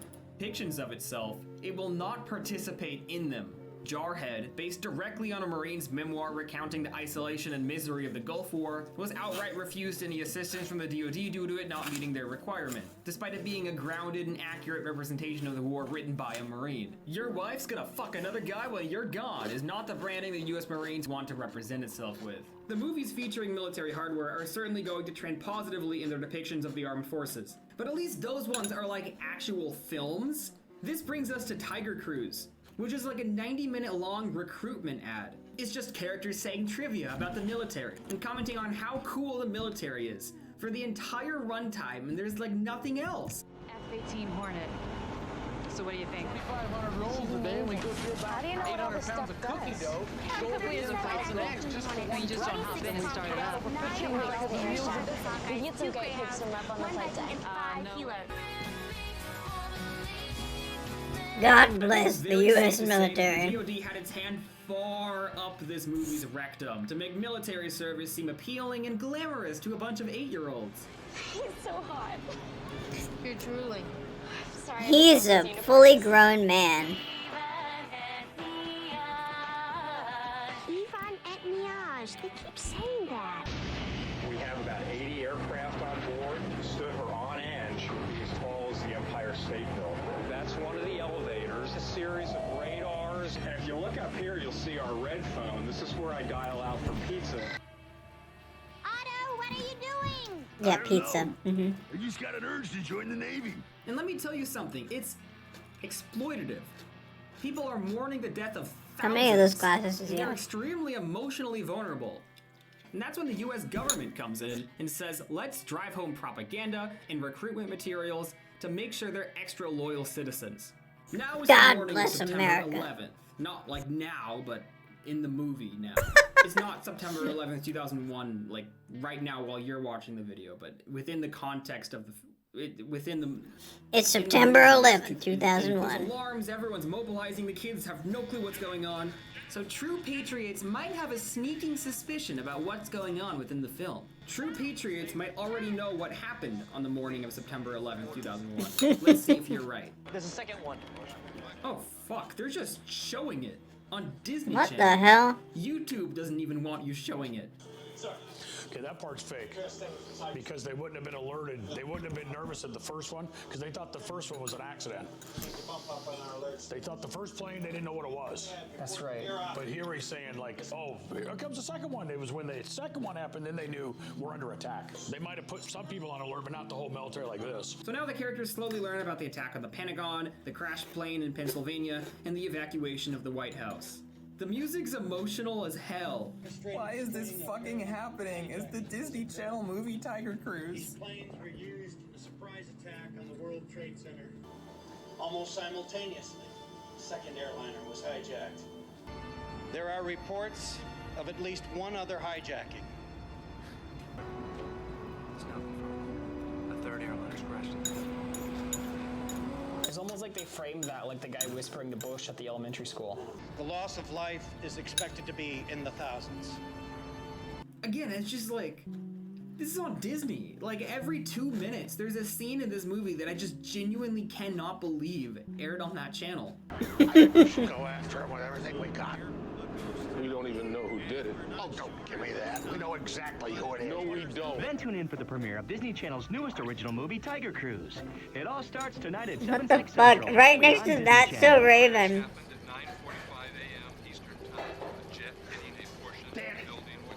Here we are, maybe going into battle, and you're busy making cookies? You don't serve our country, you serve Hey! homeless, bitch. Chuck is particularly disturbed by the attack on the Pentagon. It turns out his brother... Who's gonna works in feed the all those Air Force. hungry? He was anywhere. He's a hungry ground soldier. I'm sure he's fine. What do you think, we can get word to him somehow? Well, I'll find out. And he becomes an emotional wreck as he begs Gary to let him make a call to his brother, which Gary can't do because all communication from the ship has been suspended for security purposes. This is the most somber and serious Disney Channel movie ever made, and possibly Disney movie ever made. It's the weirdest shit I've ever seen. Everything's gonna be okay. I just wanna go home. Having grown up with like Girl vs. Monster, Minutemen, having watched some of the newer ones as well, I was just horribly unprepared for how genuinely seriously they take all of the characters' emotions. This is the only DCOM that does that I'm aware of. We just casually show children absolutely sobbing. Joey's bawling his eyes out because he wants to see his mom, but he can't because Gary firmly decrees that no service members are allowed to interact with their tigers. And all of their activities are to be canceled. Despite this, Gary gets to talk to his daughter like every 6 minutes of the movie, and for some reason no one seems remotely bothered by how unfair and hypocritical that is. They literally meet up like 4 or 5 times while everyone else is banned from seeing their children. Gary assigns his daughter to emotionally Fucking support weird. the tigers and make sure everyone's doing okay. So what Nepotism? Be up for something like that? Aye, aye, sir. Please, no sarcasm, all right? Not today. Dad. I'll do it. I wasn't being sarcastic. Joey and the little kids want to watch a movie, and Anthony's upset that he gets outvoted from watching the news. He's devastated by the fact that countless of his friends' parents either work in the World Trade Center or were firefighters, and he doesn't know how life is going to go on without those 2 incredible looking towers and the Manhattan skyline. Those towers. They were just there, you know? I never got tired of looking at them. They're so big and cool. They were the The World way the Trade sun Center. would reflect off of them. And that's historical revisionism at its finest, because people fucking hated how those towers looked. It was hugely controversial. It was just like 2 giant filing cabinets in the skyline.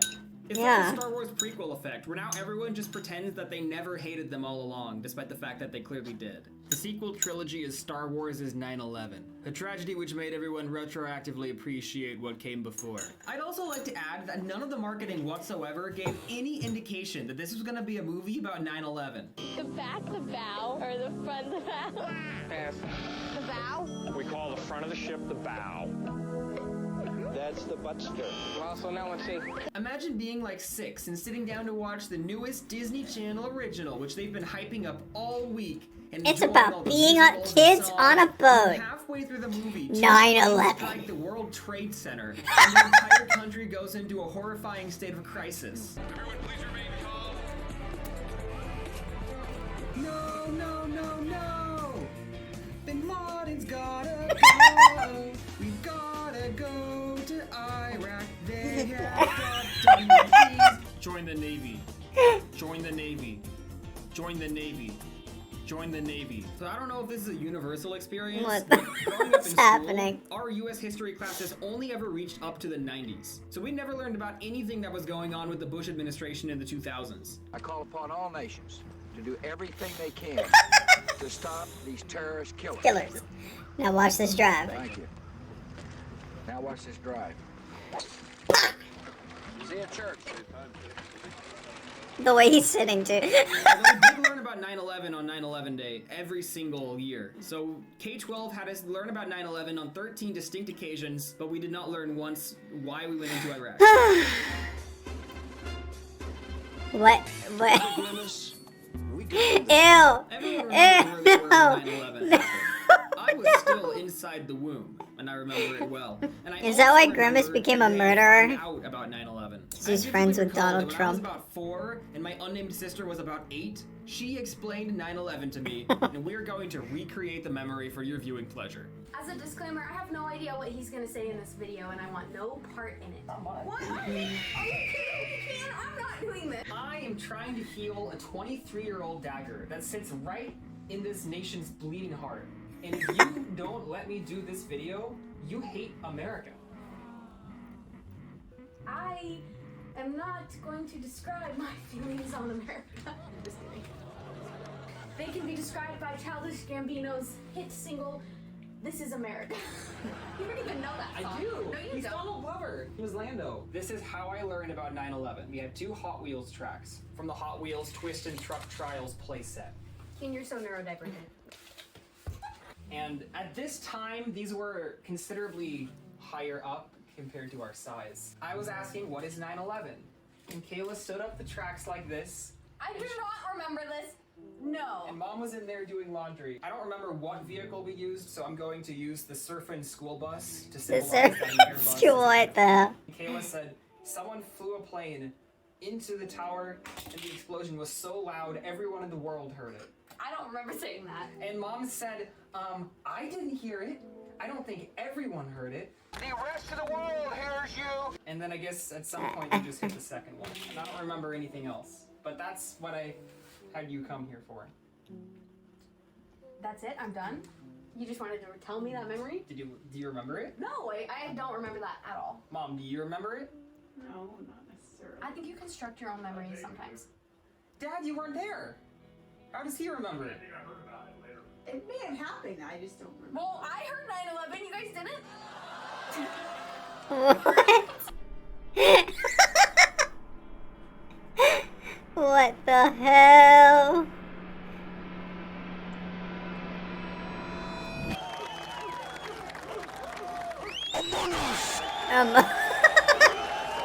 In the most insane way, this movie brings me back to childhood because it's been a long time since I've seen any program that's 45 consecutive minutes of mourning the World Trade Center. Like, is it me or does no one celebrate 9/11 anymore? There's absolutely no fucking holiday spirit. We forgot to never forget. Last year at 10 p.m. on a random evening, I put an Instagram story up that said, R.I.P. Amelia Earhart, she would have loved airplane mode. And my friend DM'd me saying, weird day to post about airplanes. It was 9/11. And I didn't even know the entire day. That never would have happened like 5 or 6 years ago. Because there were new documentaries. Yeah, like if I was a child, I probably wouldn't or have. whatever on like every channel. Children used to fall asleep on 9/11 Eve and then wake up the next morning and run downstairs and hear, surprise, there's a new conflict in the Middle East. And that just doesn't happen anymore. Although there is a new conflict in the Middle East. The vessel struggles to figure out how to handle the Tigers. It stocks up on munitions from a nearby vessel in the off chance of deployment. There's a tense and dramatic confrontation about the possibility of a carrier with civilians heading into active combat. So we're topping off What? with weapons and I don't know if that would supplies we happen. want to have just in case we are deployed. So you're saying we could be going into a battle? It's always a possibility with a carrier, sir. Gary ultimately decides to pull the ship from its holding pattern and dock in San Diego to drop everyone off. And it's then that he delivers this tragic news to Chuck. I'm sorry. The Pentagon has reported that your brother has been listed as missing.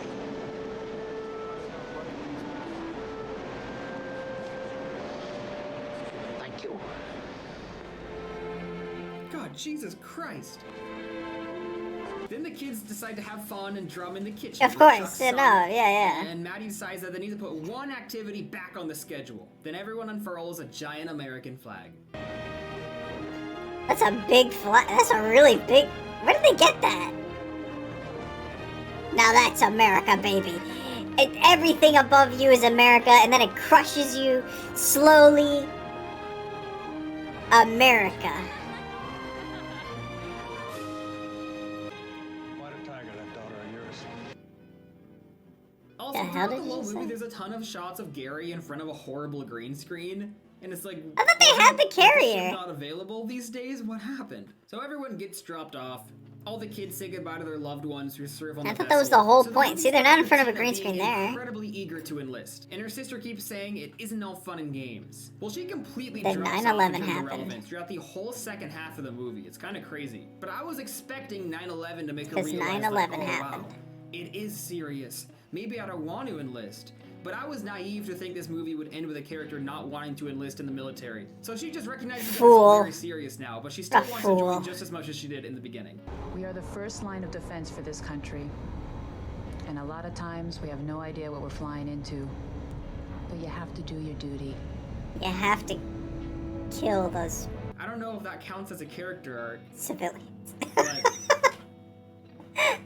No, that doesn't count as a character. America, baby, America. Mom to get ice cream with him before she leaves. And Chuck tells his son he's proud of him. I'm not sure what part of his character arc led him to that. That's his son? conclusion. I think he's just so emotionally devastated think by they the ever- loss of I his don't brother that think- I he don't think lost this the is ever- capacity to be a giant asshole like he was in the rest of the movie. And you know what? That's an arc. It's not. Anthony is no longer a rebel. He is now a loyal American. And he did have Not a an good American arc, but soldier. It's kind of sad. He just lost his whole personality. Now he takes everything very seriously and recognizes that all rules are there for a reason. And Maddie, seeing now how important her father's line of work is, asks him not to come home and instead keep serving the country. Wow, that's which he crazy. agrees to.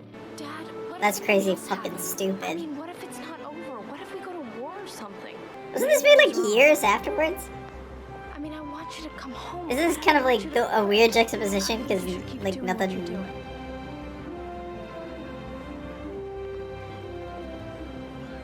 I mean that whole like Just called his wife conflict yesterday to was tell her he's coming home forever. Think about completely the emotional pointless whiplash that poor woman has. and The movie not forgot that seen this as a, decision like a might very good affect thing. the other family members emotionally.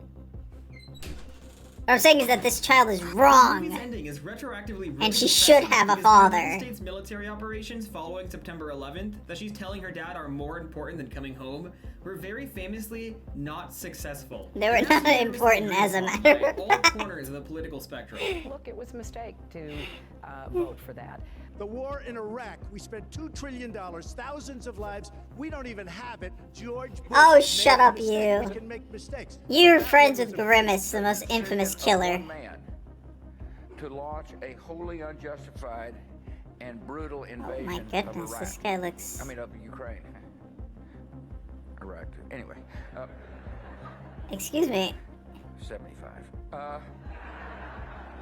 She's literally out here like, Dad, destabilizing the hell was Middle that? East and spawning The ISIS hell was that? is more important than our family being together. Like, if your dad had You're actually gonna done do it, something Dad. You're impressive, gonna I kill can't him. understand her sentiment here. You're gonna kill him for Literally no all reason. He did was be like, you guys go stand on this part of the boat. You're gonna go fight a Do not comfort your group of crying people that children. really had And nothing to Maddie's do with like, it. Dad, you're a hero! Like, she's acting like he fucking stopped 9/11. Then the dramatic and somber movie ends with a pop song. Excuse me? My Hero Is You has gotta be in my top Ew. 15 9/11 related teen pop songs. Yeah, we're good. I mean, unless you have any closing thoughts on the film. No. Imagine if instead of Tiger He Cruise, said no. this movie was Jungle Cruise, where a girl does not respect that her father spends all day working at Disneyland's Jungle Cruise attraction, making puns as a boat goes on a motorized circuit. But then she goes But to then it Disneyland all to spend happens. the weekend with her father on the boat, and she comes to appreciate how good all the puns are. They all have their trunks on. Some have their trunks down though, so don't take a picture of that. And she says, Dad, keep working the Jungle Cruise as a And then skipper, 9/11 please." happens. And he says, I will, daughter. That's way fucking better And than whatever then the fuck 9/11 The Rock did in that one. This movie's like a genuine It's a fever movie? dream. All the traditional hallmarks of a Disney Channel original are here. And then midway through it becomes this incredibly depressing, endless Yo, sequence of characters. why the real footage? It's a recruitment tool that aired on the Disney Channel. It's incredibly strange, but I feel like Gen Z became too smart for this. Probably millennials too. Like, I remember military recruiters would show up to the classes in high school and everyone would just make fun of them to their face, and it was kind of iconic. And then they'd find us on Instagram and Snapchat and shit, and they would DM us. And like, think about how weird that is. You're a grown-ass man and your job is to DM random children. to I tell never them to gave join them the my military. information. American patriotism is like fundamentally built on the back of ignorance of other cultures. Now that everyone's grown up freely roaming, America, it's a lot baby. harder to paint other countries. I shouldn't have duct taped that to the wall. Oh Duct tape's no. gonna come in handy. Oh no. Oh no. If you fall down again, you hate America. Now that everyone's grown up freely roaming, I'm looking the at internet, it. it's a lot harder to paint other countries and cultures as morally repugnant, abstract others who need to be stopped. fall. Like it was back in the 50s. Please don't when fall. Everyone can befriend anyone from those other countries from the comfort of their bedroom now. I'm internet friends with a British man. Imagine explaining that to George British Washington. people. Being patriotic means to come together as a country. Frankie Muniz. And, you know, help others and. Fun fact, Frankie Muniz does not remember Malcolm in the Middle because he has amnesia. That I'm from America. It's about So he love can of never mankind. remember So Malcolm in the many of Middle. this movie's overtones feel gross to me. It's emotionally exploitative. It's encouraging children to sign up and die without actually showcasing any of the risk involved. And yet I genuinely think this is the best produced DCOM ever. It has the best production value. It has the absolute best performances and cast. And a willingness to I mean, I treat things guess. maturely and discuss extremely heavy subject matter. I mean, I if all those guess. conversations circle back to how morally great I- war is. Isn't Hocus Pocus a You know what else was weird? The New York Times response to this movie, which didn't find it patriotic enough. The review says Tiger Cruise feels polarizing rather than patriotic. And it cites this scene where someone objects to Chuck saying we should go after them with everything we've got. And apparently this flag on the aircraft carrier is too unintentionally reminiscent of George Bush's mission accomplished speech. And they're so right. This What? movie is not patriotic enough. Anyways, 10 out of 10 movie. I love my country. They should have immediately gone. I'm gonna go serve. I'm gonna go fight terrorism. They should have immediately gone and killed people for like a unjustified cause. I am Osama bin Laden. What? Pride theme tape.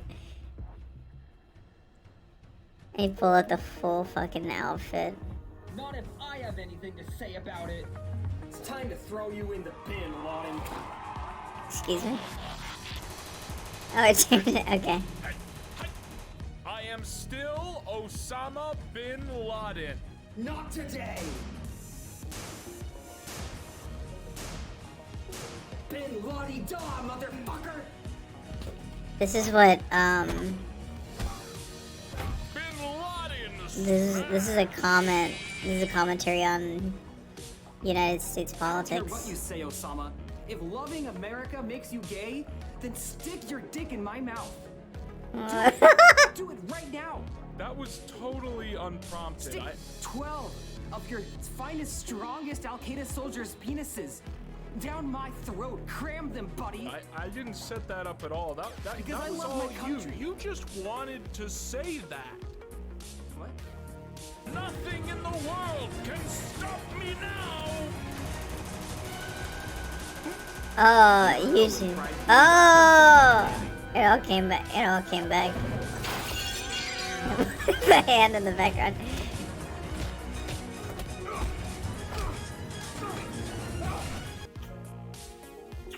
The hell? Don't worry, it's Bush. I don't know if that makes it any better. Oh shit. Fuck. He's escaping. I'm escaping. He is escaping. I am escaping. He clones He's himself. multiplying. I'm multiplying. He is multiplying. I'm multiplying. This has gone off the deep To end. jihad this foot up your ass. Excuse me. It's time to Navy SEAL the deal. 1, 2, 3. Where's the fourth Osama? Now I shall orchestrate my next plan. 9/11, 2 through 15. We can each. To be continued in Kian Carlisle's 401,217th subscriber special. He got a lot of like guest voice actors in this one. This episode's got a lot of moving parts.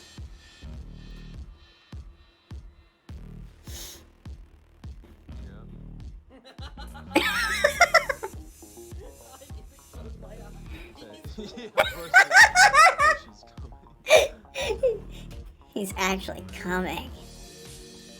Don't look at him. You just said you close your eyes. Hey, second channel, dress.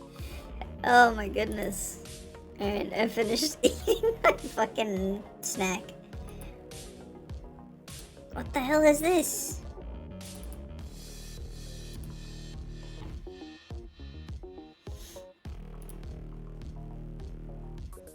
That's pointless. What the hell is going on here?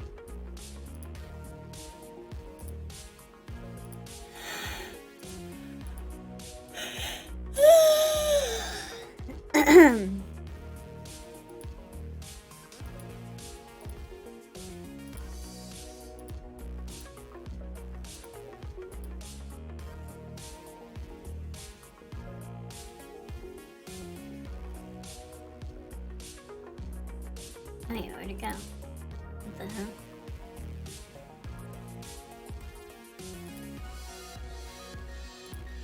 Okay, we're moving, we're moving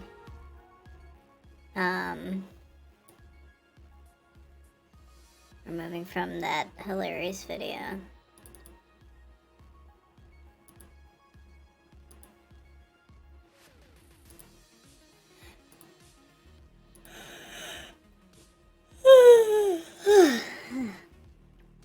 To this one. Alright. I don't understand.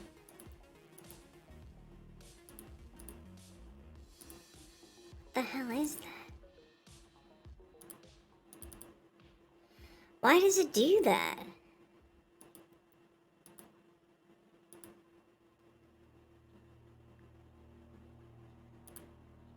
Why the fuck?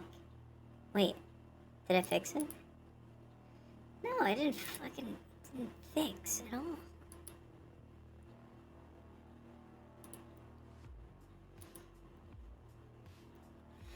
Why the hell?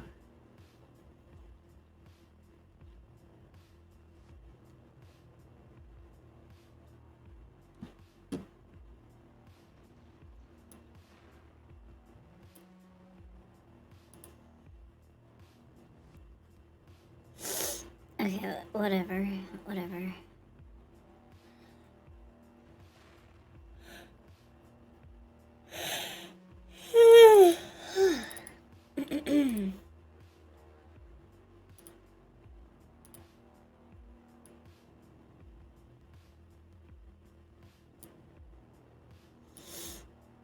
See, that's the problem right there. That is the fucking... You gotta be fucking kidding me.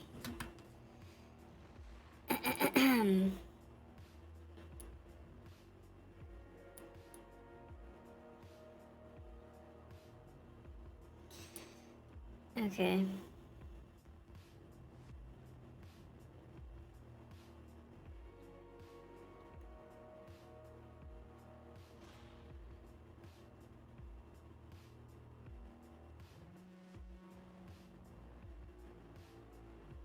Huh?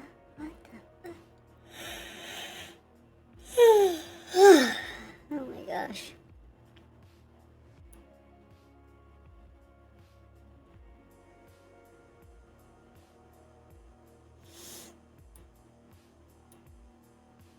Inertia. No plan. I'm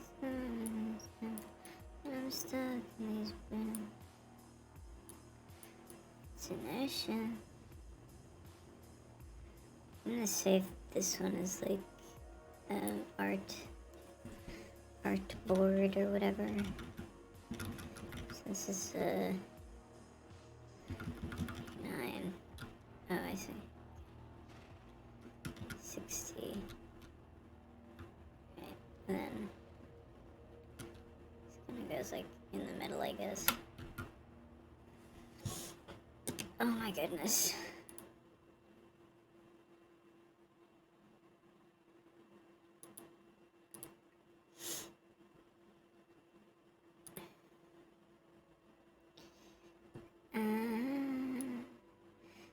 da, da, da, da, da, da.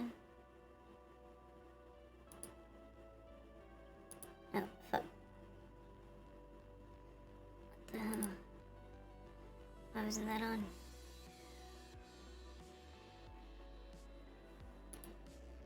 I'm an object in motion, lost all emotion.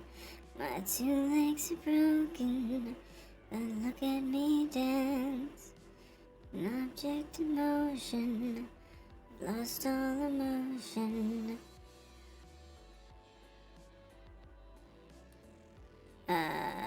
Yeah, more Helix, please.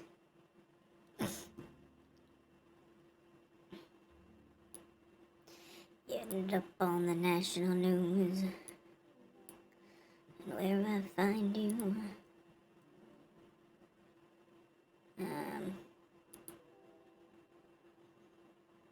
Wait, where's the picture? Oh, that is that. Wait, what? Oh, I see.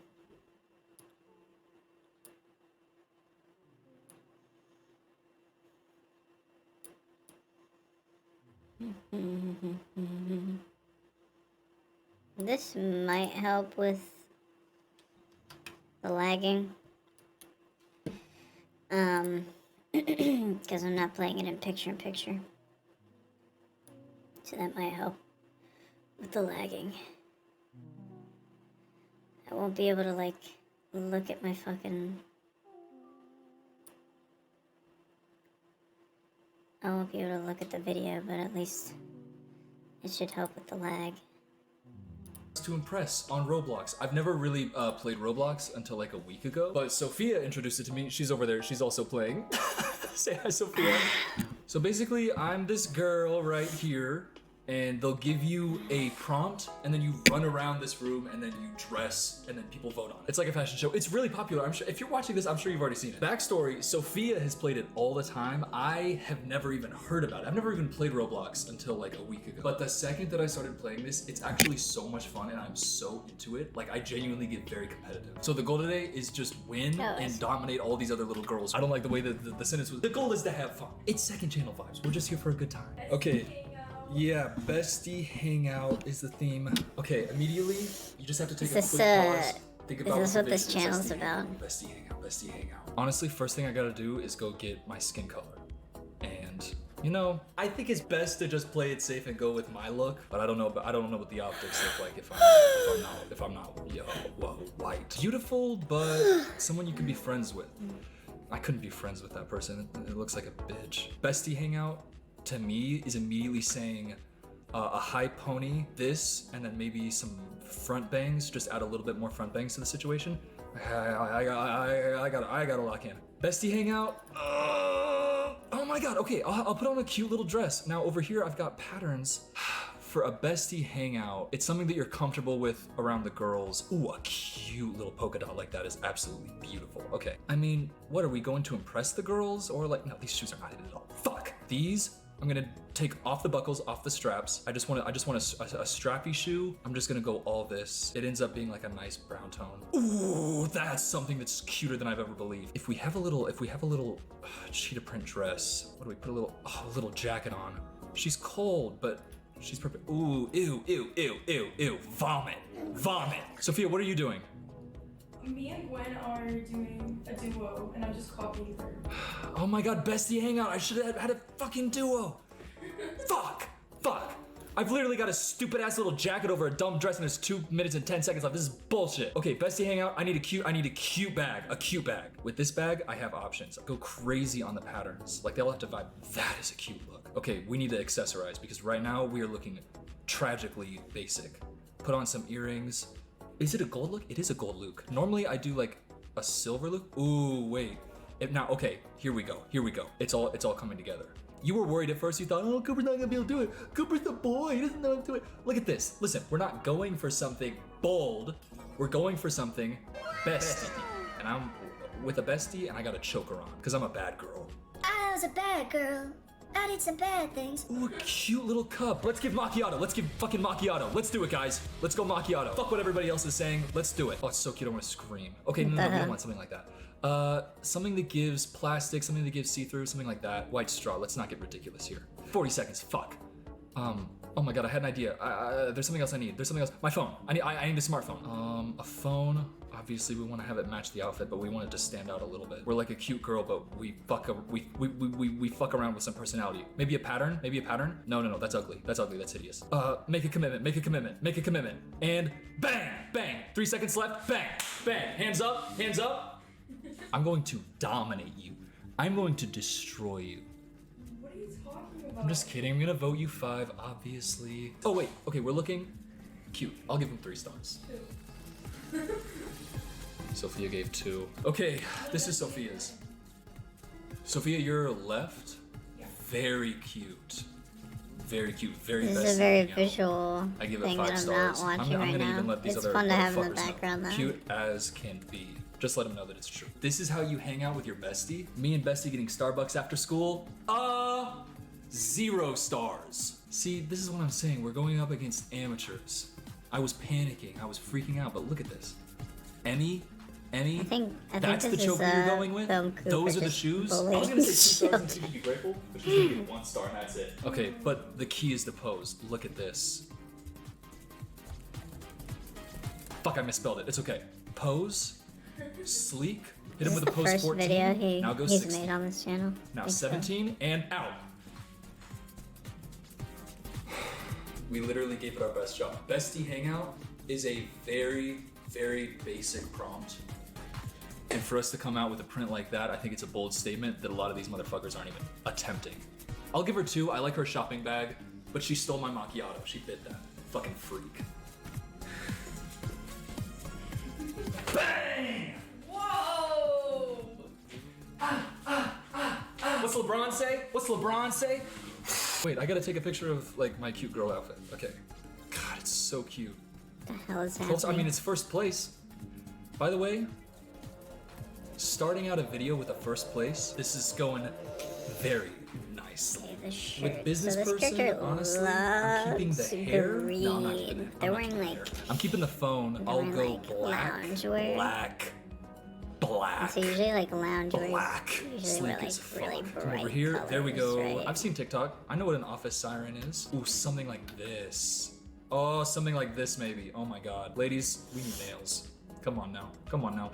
For business, I think the #1 thing that I'm hearing is bag, bag, bag. So this one has a variation where you can go 3 bags. I'm going crazy on it. You gotta be really careful with these. We'll go Sephora. So if you were in a Sephora, suit, you'd probably wear Okay, like so we've a locked in on really black like and white color. dark For office siren green, core, there's a something that shirt that matches looks well like with a you are beige. just bursting out of it. Ew. But I think for like loungewear, like a Ew. lime Maybe something like green this. works I really just need well. a little bit of like, yeah, something on the collar. A little something on the collar. Is this slutty? Yeah, we're doing Now, it. lime We green need a little bit more shirt texture on the tie. or something lime that green you might not think underwear? you need, but then when it pops up on screen and you have a textureless both. outfit, you look like a fucking idiot. You look like a fucking loser. Ooh. Maybe it's a pair. Big blocky sunglasses. Wait, but what if we do that? Oh my god, what if we do that? And then we make it look like just regular sunglasses. Bang, bang. Now the age-old question, do you go realistic? Fuck no, we're going sexy. Let's get over to a short skirt. It's nothing but short skirts. See if a pair works better. The button bursting open at the bottom to show the belt on that little skirt, that's cute. Do we go this? The same texture as that? It's pretty cute, or do we go What if leather? we Ooh, keep go the lime? By the way, and if go you're dark disagreeing with me lime on for any the of these, shirt? I just want to say, please, have patience. Trust the process. See, I'm think telling you, that if you works put these better. on. By the way, you're thinking, Usually who cares? underwear Who cares? goes, Tights? Boom. Long ass socks. goes brighter. Oh, wait. There are some socks we could have that are just like peeking out, and it's like showing some high. Because underwear's thigh, and it's, funny, like, you know? super And fucking funny is skinny. like bright Oh colors. my god. We do this. I'm about to So like a get dark wet lime is by my better. wife. What? If you're engaged, you're a husband and wife. Is that true? Sometimes it's not just the outfit, but it's the reason behind the outfit. Yup. Sephora haul for all my loyal employees. Okay, Everybody yeah. knows it. Then solo, let's hit a 20, a 22, 24. Shit. Thank you. 24 and back and off. Ladies, we're in. Okay, this is Sophia's. What is 100%? Oh! Jerry from Succession? You get 5 stars for that. I'm a little bit sus about the textures popping through, but because we're engaged, that's 5 stars. It's not my fault that there's glitches. Oh my god. First of all, that's not me, so. I know, but what I'm saying is, what I meant by oh my god was a scarf with that shirt? 1 star. Okay, the winners. I feel like I deserve. He's getting way too into this. Not even podium? Are you out of your fucking mind? I missed the podium for the naked freak? Girl, okay, honestly, I'm not even really thrilled with this outfit. Like, if we can get a better prompt, trust me, we're gonna be cooking. Okay, the next prompt is tennis match. Okay, I gotta do challengers. Fuck! Am I gonna be black? Fuck, I don't know. I don't know if I can be black. I can't be Zendaya. Fuck, I gotta do something else. Serena Williams? Fuck. No. I'm not gonna be a man. By the way, be Roger Federer, be Rafael Nadal. I'm not gonna be one of those freaks. If you come into one of these games dressed as a man with a man body, you are an idiot and I'm voting you 1 star. I don't care how good it looks. What do I do for tennis match? Okay, obviously tennis racket. I mean, I feel like everybody's gonna do this exact fit. Like, this feels so basic. Okay, I can't do this. I need something with a little bit of pizzazz. Who am I? Okay, I'm gonna be the churro. I'm gonna be the churro from Challengers. Need tights. Need a skirt. Should I get a skirt? Ooh, maybe I should get these. I'll do this and then a skirt. Something that's really cute, and we'll go full meme on it. We'll go the churro from Challengers. Y'all know what I'm talking about. Churro is happening. Churrogate is happening. Okay, but if you're gonna go full Churrogate, like, you have to add some texture, otherwise everybody's just gonna be looking at you. I don't know like, what okay, he's saying well, right you didn't now. really even do anything. Girl, this is something special, actually. Wait, Sophia, do you know what's happening over here? It's giving queer. I think it's giving really queer good, energy. actually. Okay, maybe some sunglasses. What can I do to add some pizzazz? It's textured. Oh my god, it's actually working for the He's texture. he's giving queer friend from the bar that I made a Practical full churro. couple Maybe a weeks cute ago little shoulder bag? during Pride Month. Can I put this on? Oh my god. I made a And 3, 2, I fucking made a queer go. friend at the bar. Hands off, time's up, last second. Now we gotta add Apparently in he the girls loves, who know. That's how you get Roblox. 5 stars. You make people feel left out if they don't Which get it. makes sense. It's very open. I don't get it. Do you feel left out right now? Bang! Basically, the churro from Challengers is 2 guys, homoerotic tension, munching on churro. Okay, here's Sophia. Oh my god. How did you do that with your shoulders? What the hell? Fuck. You might have just taken the crown. Sophia, did you think the churro look was like cool on its own? Like, as a look, it's kind of like, kind of show-stopping, kind of shocking. It looked really good. Kind of like just one texture, but it's still showing something. Thank you. This is really good, but I don't like that bullshit over here. 2 stars. Sorry, I feel like a rascal when I vote low. I'm in 2nd grade, but I make more than your mama. Sophia, you got it. Literally over there, just shit talking some 14-year-olds. Just a demon on Roblox chat.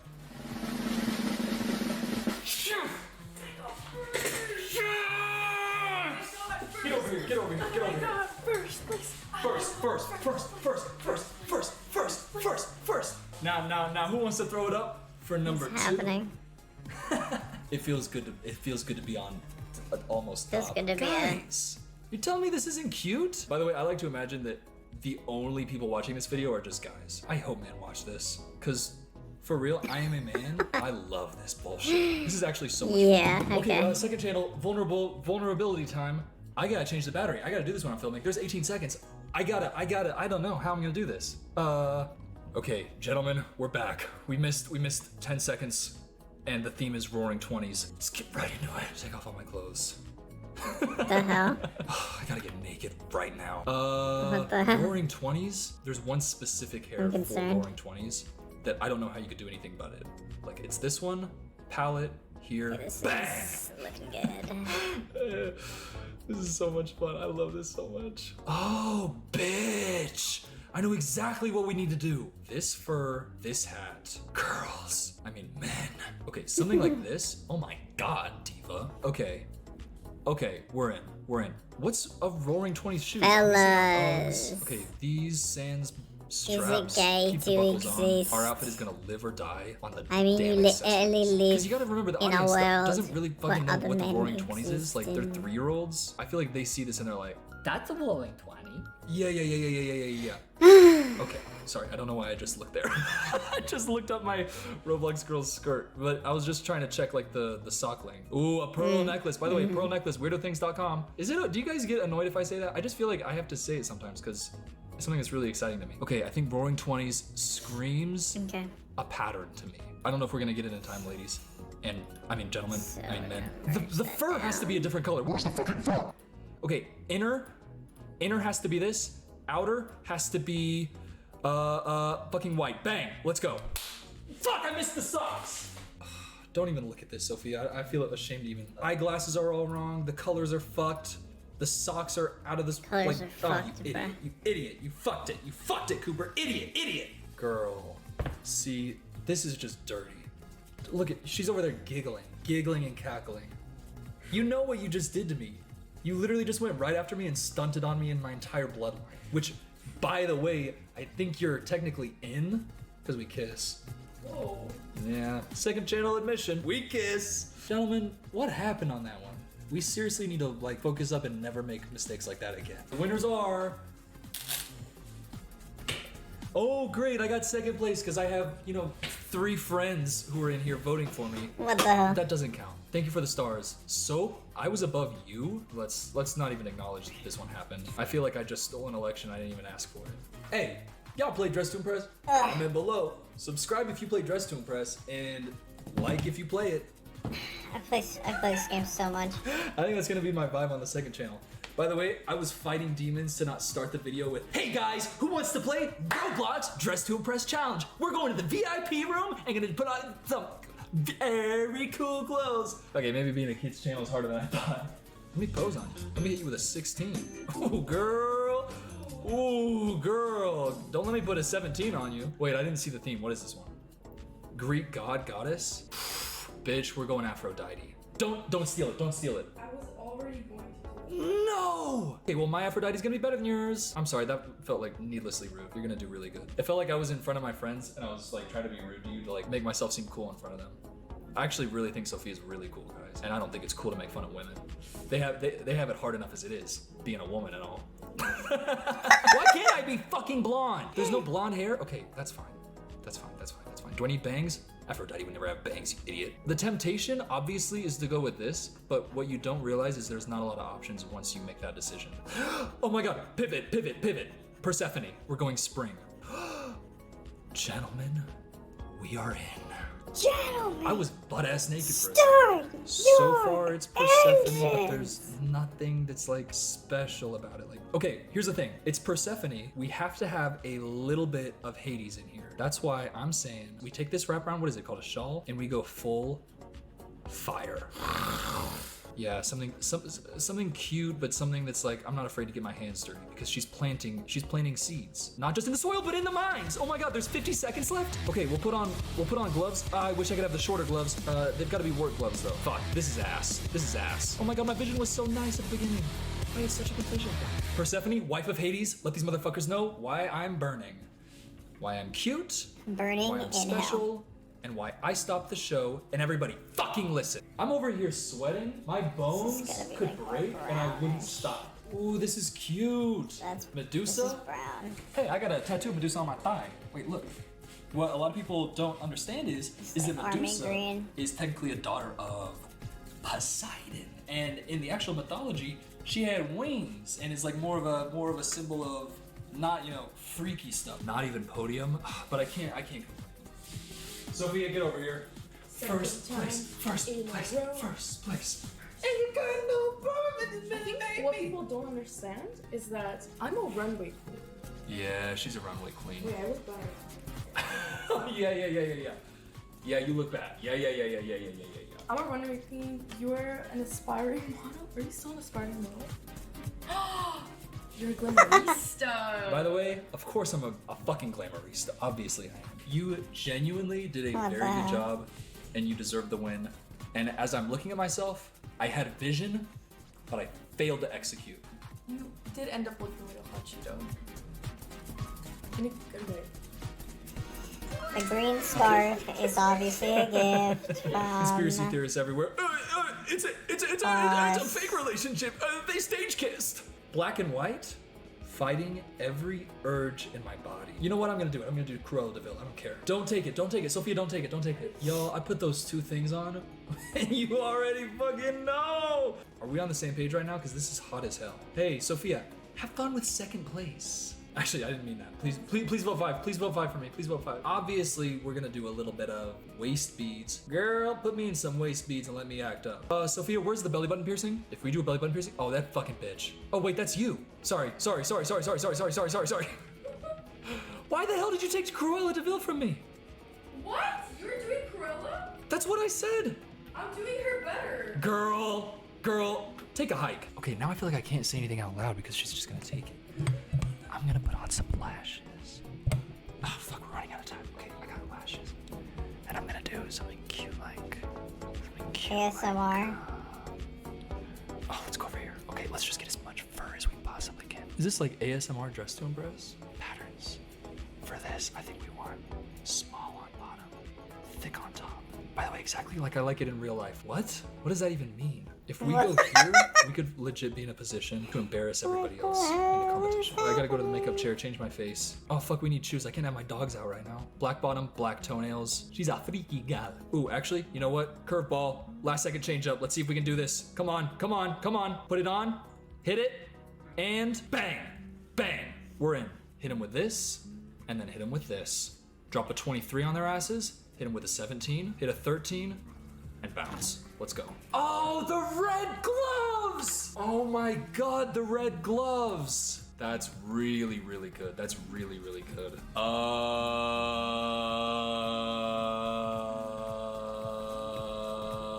What? I'm calling the police.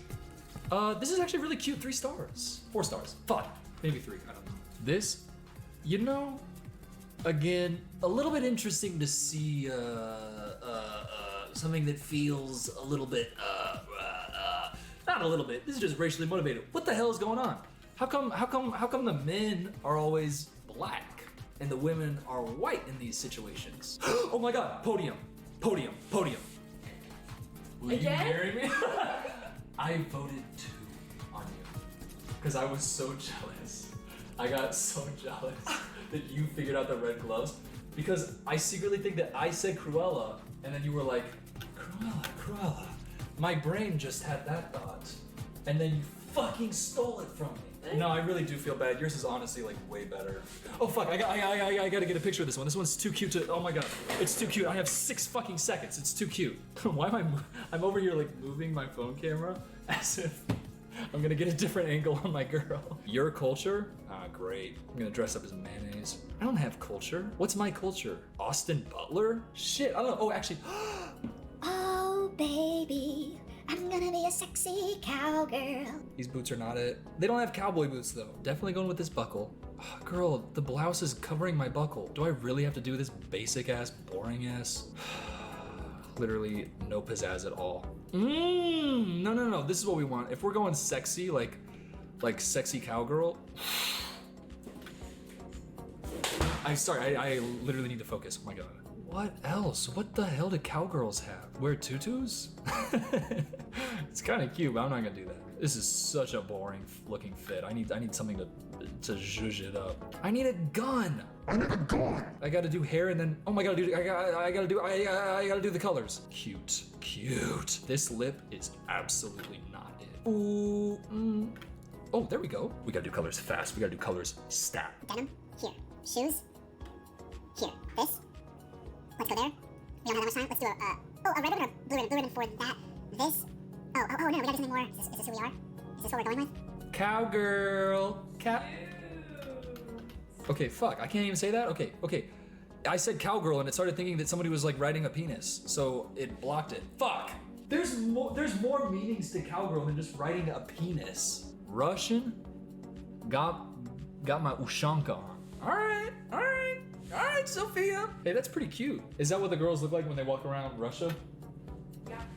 All right. Hey, that's really good. Man. And all the culture I get is to put on a fucking cowboy hat and say howdy. I'm from Hello Kitty Island Adventure. I'm calling the FBI. 6th place? Fucking Texas. Did you not vote for me? I did. Girl. Okay, honestly though, I get it. Like, this wasn't deserving of anything. I was thinking blue ribbon, like for blue ribbon, like a cowgirl competition. Last round. For the video, and then we're gonna play for like a million more. Okay, 2 more rounds for the video. Okay. And the next theme is Carnival. Now, immediately, everybody's gonna go clown. I'm going to go to a little place I like to call Jamaica. No, I can't. Yes, now we get it. No, Carnival, I'll be so good to do Jamaica. Can I be a white guy in Jamaica? Oh my God, I'm gonna be Chet Hanks. Okay, I'm gonna be Chet Hanks if he's Slade. What the hell do you guys know about Chet Hanks? The whole island massive, it's your boy Chetana. The Chet Hanks Jamaican accent is fighting tooth and nail scratching to come out of my body right now, but I won't attempt it. I just don't think that that's a thing I should be doing. Pussy. Okay, see, I was about to do it. Okay, nope. All I really know about Carnival is Chance the Rapper getting twerked on like crazy when he was married. Chance the Rapper follows my friend Ben. He follows him. Do you know how insane that?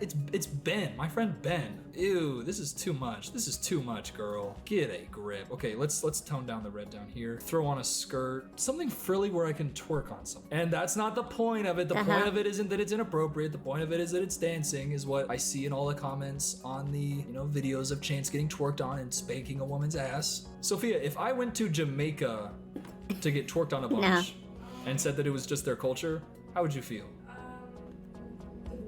Okay, that's what I thought. This is not good. This is really, really, really, really ass. And I'm feeling kind of embarrassed. But you know what? Being a white person and going to Carnival to get twerked on and then acting like it's your culture, that is embarrassing. Shout out Chet Hanks. Okay, what hair would Chet Hanks have if he was a woman? Probably something slutty. Oh yeah, long and straight with a bang. Oh my God, with a bang, absolutely. 40 seconds? I'm really embarrassed. This is an incredible letdown. Oh my God, get out of my way, get out of my way, get out of my way, hooker. Get out of my way. Oh wait, it's a clown, my bad. Sorry for calling you a hooker. This is not good. Carnival in Jamaica. Now, see, the thing is, I feel like maybe some of the people here won't understand that Carnival is a thing in Jamaica. Did anybody say it was cute? You were the only person who said anything. You said 8. Dude, oh! So I was literally over here panicking, like trying to get a damn Jamaican outfit together. And the winners are you motherfuckers. Okay, we are in the VIP server. My skin color is back to default. And I am ready to end this one on an absolute masterpiece. Okay, the theme is princess. This is the perfect thing to go out on a bang with. Fuck, I had a really naughty idea. Oh, I have to do it. I'm gonna do something. Fuck, I can't say it. Fuck, I feel really bad about what I'm about to do, guys. I'm not gonna say what it is until we get to the colors, because you're gonna, I think, quickly understand. I hope they have hair for her, because she has like an iconic haircut. Fuck, that's pretty good. That's her face. That's her hair. No, that makes it too bad. I just want to apologize to all of the UK and my mom.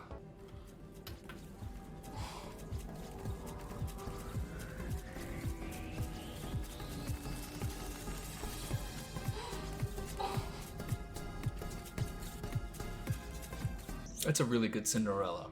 Okay, good. As long as I didn't podium. Okay, I feel better knowing that that wasn't co-signed. Yeah.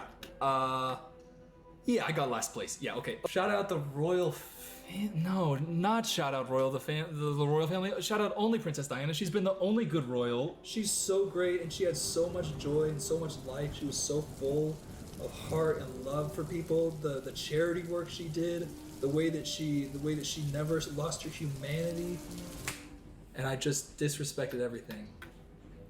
What a just jail.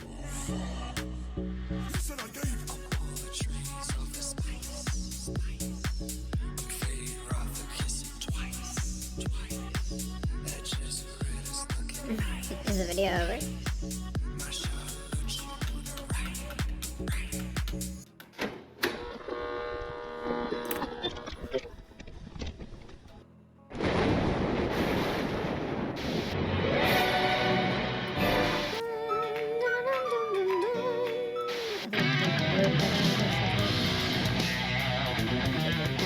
Welcome, members of the audience, to your favorite internet show. Guess that POV. Is it going to be a teen dystopian reenactment, or is it going to be an actual, real-life terrible event? That's right, you guessed it, an actual terrible thing that happened that somebody is reenacting in, if you ask me, bad faith. And today, that person is Mama Owl, aka Mathman X. I don't know what the correlation is between those two things, but she is a mother, and she might like math. She might be a math teacher. She is a teacher. She is a mother. Remember that, all right? This is a mother and a teacher.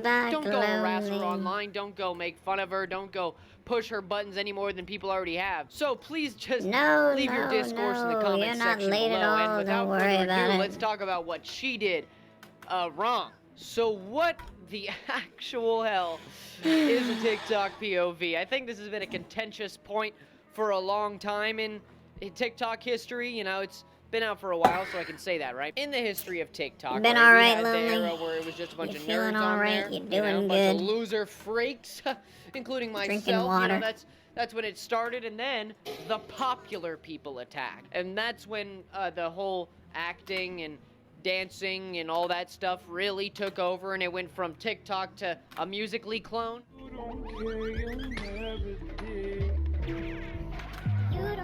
And that's where we are now. People now make a bunch of acting skits, and they have for the past 5 or so years about whatever they want. The word POV stands for point of view. It is a lost in translation term now, which just means a story that is being told, which you may be asking, Lois, how does that make any sense? It doesn't. Layman's terms, it doesn't make any goddamn sense. But nonetheless, they exist, they are, they be. But without further ado, let's get back to Mama Owl and the nail that broke the metaphorical straw man's back. I think we should start at the end of this story, and piece it together bit by bit. Let's go over the beginning of the pseudo-apology / explanation of how she sees the controversy surrounding her. But this is the end of the story, so let's just start at the beginning of the end. On my page, I make skits. People send me their stories and ask me to tell them, and I do. Recently, I've been asked a lot, Mama Owl, what did you do? Why is everyone giving you so much hate? Let me show you, because I have it recorded. 2 minutes into my live. And then 9 minutes later, after I tolerated all of it. Quit. Spam. Ugh, the spammers. That's it. That is what started all of the hate. That's it. All right. Whoa. Hold on, Mama Owl. She will then clarify later what she means by this is the start of the problem. And it's not the start of the problem. The start of our problem starts about 2 years ago. See, Mama Owl's most famous skit is that of the, you've probably seen it. It's where some kid was recording a lady in her classroom as the teacher, and the teacher got mad, took the kid out, and deleted the phone. I'll just show it to you. You recorded what happened? Give me your phone. Here you go. What are you gonna do with it? I need you to unlock it, please. Yeah, you've probably seen that one. That's Mama Owl. A lot of her skits feature children. That's like the point, right? That's a lot of her skits. I think she latched on a little too much to the school-based POVs where she plays the part of both all the adults and all the kids, and she will often take it too far playing those kids. For instance, this one. In this one, I'm not gonna really show it to you because they're way too long, but it is a kid, right? She's playing the part of a bunch of kids in cliques in social situations where one kid was inappropriately touched by another child, and she plays both the part of the insecure boy and the insecure girl because they're high schoolers.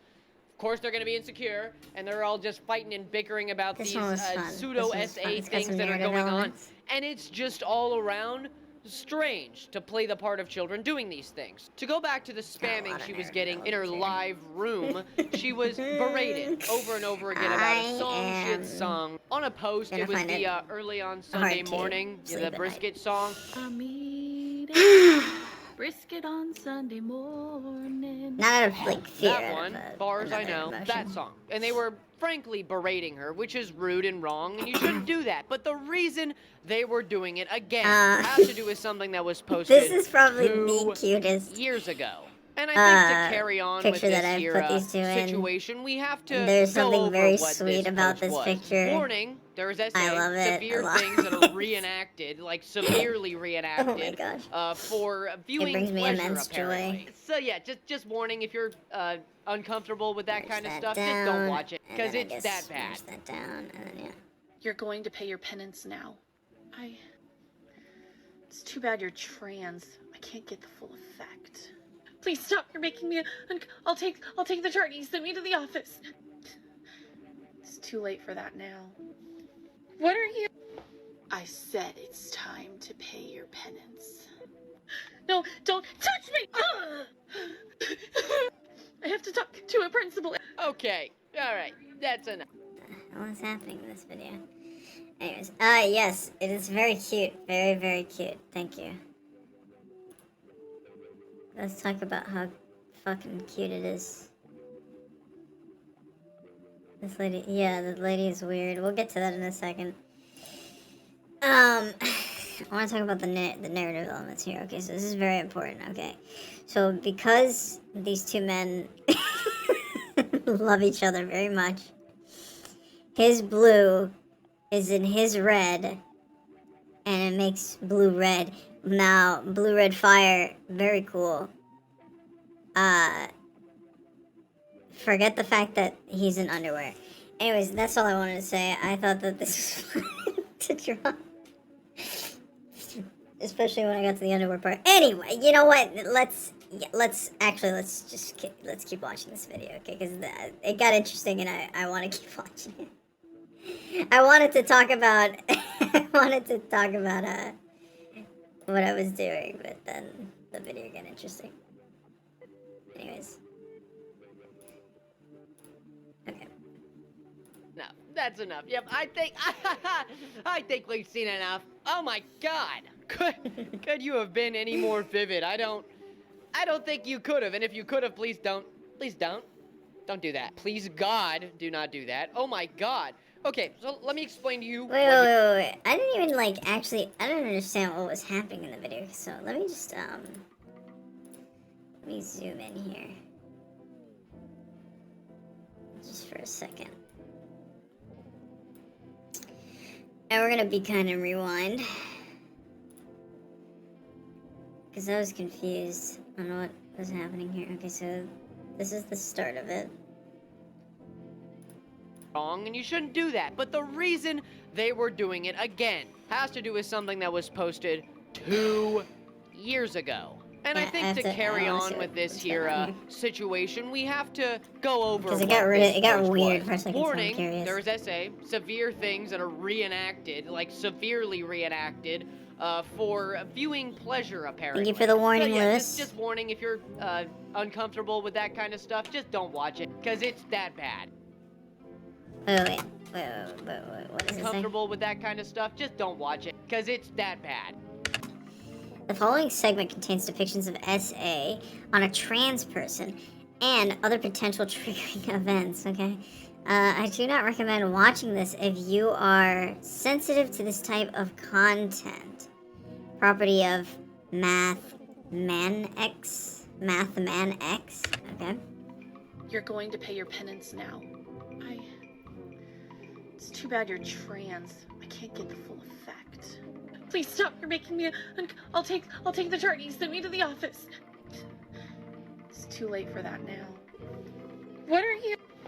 I said it's time to pay your penance. No, don't touch me! I have to talk to a principal. Okay, alright, that's enough. That's enough. Yep, I think we've seen enough. Oh my god! Was that the hallway Could you from have that been any more one news vivid? story about I don't think you could have, and if you could have, please or is don't. that just like please a... Don't do that. Please God, do not What do was this that. Oh made? my god. Okay, so let me explain to you what you just saw if you don't get it. I had to sit down and re-clarify because I'm an idiot. Is this a real story that Basically, in this video, she's to clarify recounting, what or you is didn't she's really making understand shit what up you were here? seeing, Mama Owl is playing the part of both a teacher who committed heinous acts towards a student and the student whom the heinous acts were committed towards. They were a trans student that happened to be the main this is a focus real of why story. that happened to them and such and such. The actual situation was probably much different than this, but this is the way that Mama Owl, for some ungodly reason, decided to portray the actual incident. the literal actual incident. But yeah, back to your regularly That seems a scheduled little Lewis. She does, and I'll give her tasteless. credit where credit is due. She puts up a warning at the start of this It's kinda video that says, gross. warning, if you're affected by SA towards anybody, including specifically trans people, don't watch this one. And I have to give that credit. But the problem isn't what is going on, because that is always a problem and it will always be a problem. It's the fact that you reenacted this thing while playing both the part that was not... Yeah, I mean, I don't know if, like... It's always, like, a questionable thing of, like, reenacting, quote-unquote, like, real-world events. Like, oh, reenactment of this murder trial. Oh my gosh, but, like, this is what could have happened in the area that the murder happened. But, like, that has, like, a level of professionalism in it, and, like, it's tied to, like, real people that, you know, like, most of the time those documentaries will have, like, the actual, you know, some of the victims that, oh, maybe this person escaped, and then they're recounting parts of the story, or this person is an investigator, so he's recounting what happened when he got to the scene of the crime, you know, stuff like that. But when it's some TikToker that's like, well, I'm gonna play both the part of the predator and the child, we're really gonna see what happens on TikTok. It's like, that's, I don't know if that's okay. I think, like, you're crossing a sort of boundary that feels, like, insensitive towards the actual victim. That's still not okay. The thing is, I mean, you say, like, actual people center the story. It could be anybody that centers the story. In documentaries, and I'm just going based off of what this general concept is, in a documentary, a reenactment is told by people that were, like, surrounding, around, investigating, or part of that event. She's not at all part of these events. So, seems kind of odd to do that and to reenact the child part. I mean, you could just... It is... I mean, it's dumb to do it on her aspect. It is important to do reenactments when it's a, like... You know, when it's a show, when it's a documentary, when there's a set, you know, when there's a budget, when people are, like, you know, putting a lot of time and effort to make something that is worth watching. When it's some fucking grainy, zoomed-in video of her face, like, reenacting a really creepy scene, that's a little more questionable and a little more weird than this movie studio made a documentary about a specific murderer. Like a prolific murderer, or like a very, like, dramatic murder, or, you know, something similar to that. It doesn't have to be a murder, but just like that in specific happens a lot. I think when a TikToker does it, it's weird. Not needed at all. We did not need that. Let me just clarify. Any essay or any violent acts of any kind towards anybody who is trans, non-binary, specifically because they are trans or non-binary, is incorrect. And it's deplorable and it's disgusting. It really is just unsavory to the fullest extent. But so is doing a severe, in excruciating detail reenacting that action between two children. Gets my point. Okay? That, and this is just my opinion, you know, you don't have to agree with it, but it's weird. It's weird, alright? To add insult to injury, she did kind of beat around the bush in that explanation of what's going on, because she said that this all started with the berating in the comments section of her live. But really, those kids that were berating her, according to her, were probably two students, her former students, because she, again, is a teacher, who saw her post this and were trying to hold her accountable for what she did. Honestly, they kind of took it a little too far, if you ask me. Again, remember, no story is black and white. She did something wrong, and this is gross, but so did these kids, okay? And I'm not here to criticize some kids I don't even know, and I don't even know if they're part of this story or if her assumptions are proven correct. Before we get to those kids and how she, frankly, kind of threaten them and their parents a little bit. Before we get to that, let's go over this video. She calls her the boundary classic. setting The classic. I am long overdue for a boundary video. It's very clear. Yeah, I need some boundaries from you right now, actually, if you don't mind. For bigotry. or any of the phobias or isms. If I catch it, you're blocked. My page is not for children. What? My page is not for children. Can I control that 100%? Of course I can't, but there is a really big difference between kids who can keep their mouth shut and be invisible. Excuse me? And Wait, whoa, hey, whoa, wait. Whoa, I thought this was a safe space. Keep your mouth shut and be invisible? That sounds a little abusive. Not gonna lie to you. Like they can come onto my page and say all kinds of inappropriate stuff. And a friend of mine on this app said it so well, and I'm going to use her words. I block like I blink. And children often do a really good job of telling on them. That's a really bad saying. That's a really poor mindset. You block as much as you blink. Come on now. Themselves. Okay, I think you've said enough, Miss Owl. Okay, You let me should break block this down people for you. that are You stated like there that a your channel problem. is Sure, meant I don't know if you for should kids, block which means everybody the just because only you. Logical deduction from that is that your channel is for adults. So then explain to me why you reenacted what you did. You'd probably assume that an adult can infer if you say essay towards a trans person what that means, what that is. Yeah, exactly. If it's for adults, why not just, relay the news story as is, and then talk about it from your original perspective, rather than, I'm gonna reenact it, because reenactments aren't necessarily something that, are necessary when it comes to telling a story. Most of the time, adults will just read the story, and then you don't really need a reenactment or anything. A description is just as good as a reenactment, if not better, in many situations, because it leads into the realm of, your own imagination. So you just come up with it, and some people have more vivid imaginations, some people have less vivid imaginations, but that's important. That's an important thing. When you're reenacting something, not much is left to the imagination, so you just have to see what is, being shown to you, and that's not always a good thing. Specifically in this woman's case, I will have to say 100%. Actually, if you infer that this is a child, let's say. Or put an age restriction on the video. Problem with that nowadays is people don't want to put age restrictions on videos because that could also mean that you can't monetize the video. Now, is your goal to monetize the video and possibly harm children? Or is your goal to provide content that is made for adults only? This is a very important factor. It seems like she cares more about monetizing the video than she does about keeping it away from children. That's an important factor. I mean... For instance, you took this skit and you ran it this way. Oh my god, excuse me, I am kid who is trans. I was SA'd. Hi, I'm the principal of this here school, and I'm here to make sure everything goes right.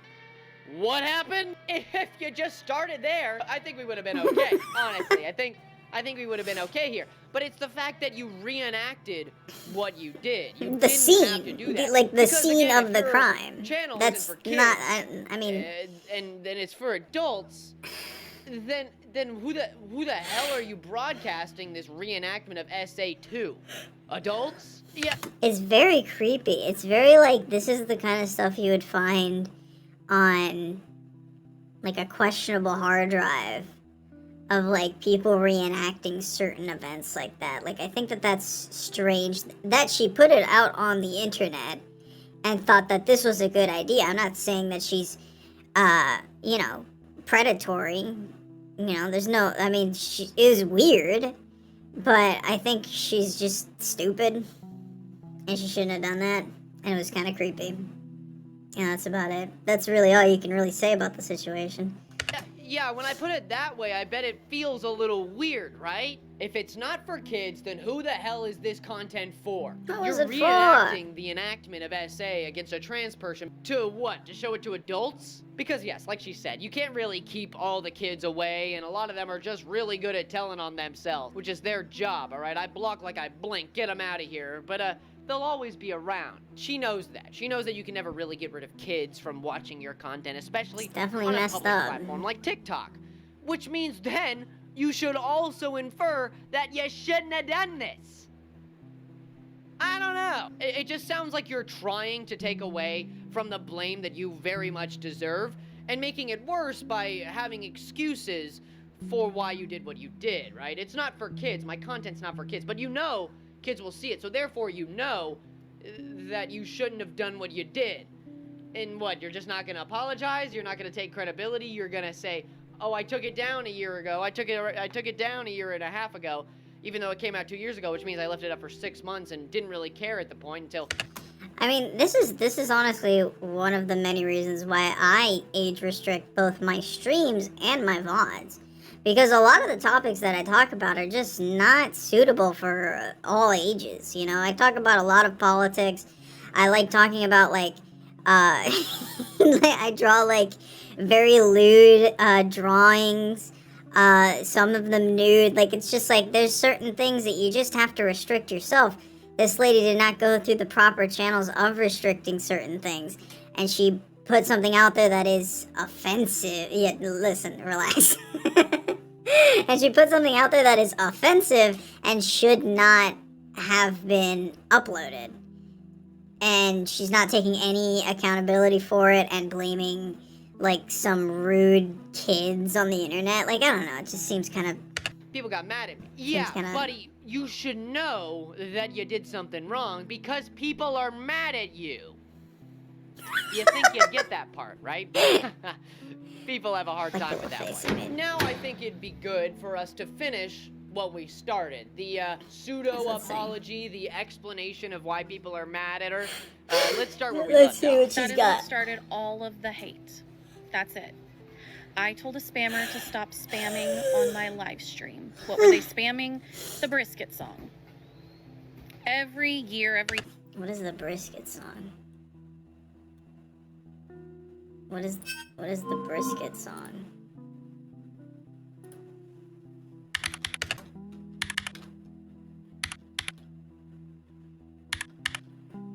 The brisket song by George Cooper? What? Wait. By George... Sheldon Cooper's father. From Young Sheldon. The brisket song. Of course. The famous song. What? Did I just make the song of the summer? Song composed and directed by myself, George Cooper. Soft, brisket, warm. Oh, I see. Did I just make the song of the summer? And it's just the... Okay.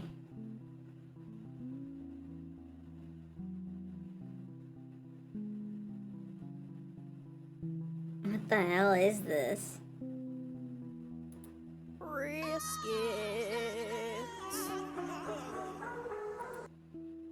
Why is she angry at this song? Every month, there is something new that kids latch onto and they go into people's lives and they spam it. We were having a really nice conversation, and I couldn't catch the comments that were asking me genuine questions because of it. So I said, stop spamming. And here's what's happened. They have taken my content, my profile picture, my likeness, and they're turning it into content designed to upset me, designed to bully me, designed to dehumanize and degrade me. And they say that I deserve every... Now, this is what we call in the business as a lol cow. You see, you see, Mama Owl, you've been transformed into a lol cow, because you are fucking weird. You're getting angry at some kids singing the brisket song, which I've never heard of, and probably would have never heard of if you just fucking didn't bring it up. So, really, whose fault is that? I mean, honestly, you brought this on yourself, yeah, exactly. You brought this on yourself, Mama Owl. Single fucking bit weird of this name to begin with. Because I told somebody to stop spamming the conversation in my live stream. But it doesn't even end there. In a subsequent live, I acknowledged the trolls. My bad. I acknowledged that they existed. the children. But Got somebody it. in that live stream, I believe, genuinely asked about my religious affiliations, to which I told them I'm atheist. Of course, the response that I got from dozens of those trolls was, find Jesus, I'll pray for you, or you need God in your life. And I did respond, because I'm allowed to, on my own page. And I told them... I also said that prayer does not comfort the one being prayed for if they didn't ask for it. It comforts the person doing the praying that really set them off. Okay. I thought you were a teacher. What is this? What is this? You could have just ended it. Why did you have to add this? Alright, you know what? That all religions, literally all of them, operate with the perception that the world is on some kind of vertical moral hierarchy, where you're doing tasks or jobs or ministering. All religions? I highly doubt that. Maybe the Abrahamic religions? I don't think all religions. I think you have a very narrow viewpoint of religion to think that every religion requires you to complete a task. I mean, there's not even, like, tasks to be done in many religions. Many, like, native religions do not have tasks. They had, like, things you could do, but they were not mandated. You know, it wasn't like you have to pray at church. You know, it's very different. That's a strange thing to say. To try to achieve your own sense of moral high ground. But the reality is that we are on a horizontal morality spectrum. Right, I'm gonna be honest here. If you are atheist, of which I partake, you know, I would say, this is a bad example. This is a very bad example. Because she is using spirituality to combat spirituality. That's never gonna work. You're a fucking idiot. Stop saying whatever you're saying and just straight up say what actual, you know... No, seriously, it's like, it doesn't make any sense. Like, if you're gonna say, oh, well... You can say the part where, like, oh, you're always just trying to achieve a goal in some sort of religion. But then you're going, like, we don't live in this type of spirituality. We live in this type of spirituality. Like, it's just you're just changing the meaning for the same outcome, which is trying to achieve a goal through spirituality. That's not the point of being an atheist. Not that there is a point. It's just like, I don't know, you're a bad example. Because I have fucked up, and they have fucked up, and you have fucked up. We have all fucked up. We've all done good, and we've all done bad. This is a teacher, by the way? Hey, we'll finish it in a second. Okay, so I only have... This isn't an apology. I think he said it was an apology. Straw man. That's why I said what I said at the start of this video. This is what broke the straw man's back, and it's just a bunch of straw man arguments. So you'd like to invalidate people's arguments by pointing out the other people who have justified their arguments with things that don't matter, right? Let me explain further. So a straw man, like I said, it's when you try to invalidate somebody's argument with no validity, okay? And what you are doing here is you're saying that people spammed you and they created content berating you, and therefore that makes what you did okay, even though those two things are not related. The validity of people's arguments saying what you did is wrong and how people go about saying that it is wrong are two different things, okay? The straw man. I'm not gonna justify people stealing your content and being an ass about it. That's not I think we all know what a right? straw man The only is, real but yeah, reason she you're did that a saying any lot. of this is so that people will feel bad for you. And I do actually feel bad for you a little bit. You did mess up, you did F up, but you don't deserve to be bullied for it, okay? What you do deserve is to have your mistakes be known and pushed at you and put in your face so that you can know that you shouldn't do this, instead of trying to invalidate everybody's argument with all the extremists that are coming towards you and attacking you, which again, are very wrong for doing so. You are wrong for what you did. So, can we just get to that part where you talk about what you did? But the hate pages kept hating, the hate comments kept coming, and unironically, at least half of them have a Bible verse or a reference to Jesus or God in their bio. And it continued to spiral from there. What I found really interesting, I posted a skit. Wait, I don't understand. She just hates. She's just hateful. That's not good. Yeah, I mean, I dislike a lot of, like, conservative, uber religious people. That doesn't mean if I see a bio in some, maybe. But if I see a Bible verse in someone's bio, I'm not gonna immediately, like, discount them as, like, you know, a person that should be, like, liked, or, you know, like, just completely disregard them. That is, like, haters hate for a reason, you know, and some people just have Bible verses in their bios. You know, you don't even have to be religious to do that. Sometimes it's just fun, you know, like, some people like going for the aesthetic. But that's, I don't know, it just seems like, again, a straw man. I mean, we were just talking about it. Almost 2 years ago now, at the behest of a trans person who wanted someone to bring to light the violence that trans people have to put up with, specifically in religious spaces. And I did that. And one part of it... No, you didn't do that. What you did was, you did the wrong thing, and you made a disgusting video that reenacted that. You could have told the story. You could have just told the story. You know, like, you could have just said what was happening, or what had happened to the person, as an anecdotal story of what could happen to trans youth. Instead, you went out of your way to, I imagine, I doubt that you scripted it, but possibly scripted it, and then made a skit with multiple cuts of you saying the predatorial thing, and then having, like, the actual, like, crime, you as the victim. It's a strange position to put yourself in. A very, very strange. Started with a full 30 seconds of me giving the trigger warnings, the content warnings, the "this is not for kids" PSA. Okay, but that doesn't stop a child from seeing that and being like, and, you know, like, there's plenty of times that I saw that when I was a child, where I saw, like, content warnings over, like, Adult Swim shows, where it's like, this is not suitable for children. I was like, so? Like, I'm still gonna watch Family Guy. You're not gonna stop me from watching South Park.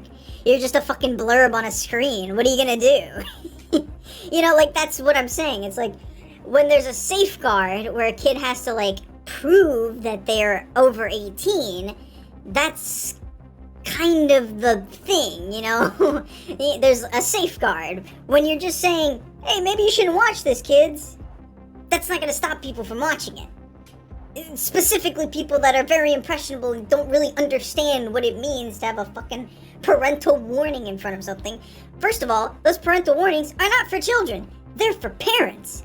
You put those warnings in front of, like, adult shows to warn parents that your child could watch inappropriate, like, material and content. It's not for the child to be like, well, I guess I'll just flip the channel off and like, oh, no Family Guy tonight. Like, what? No, that's not gonna happen. That's not. What did she think was gonna happen? I don't know. I was then informed by a parent. Okay, 1 second. I am getting far too agitated for that sweater because it's hot here where I live, and that was a lot to take in. It I like sounds to me like you don't understand why people are angry at all, whatsoever. Like I have said twice already this video, it has nothing to do with the subject matter.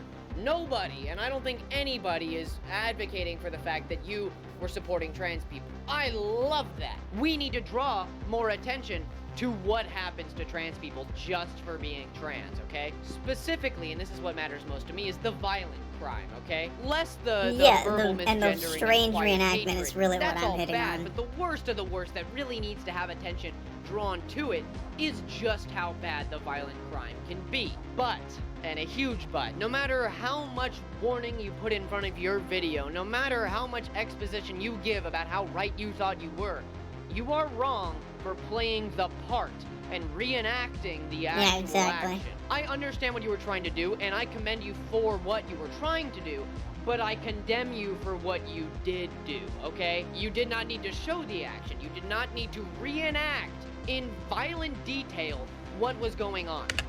Yeah, she went for crass when she should have gone for subtle. She went for, like, off the wall concept when she could have gone for simple and easy to digest, and that's the problem here. She picked the wrong thing to make a little skit about for TikTok. I think she just chose poorly here, and she should own up to those mistakes rather than, well, these darn kids keep playing the brisket song. Oh, how am I supposed to think with all these brisket songs? How am I supposed to think with all this in the chat? I can't even. Oh, I'm not. You know what? I'm not even sorry. Like that. What do you? I don't understand.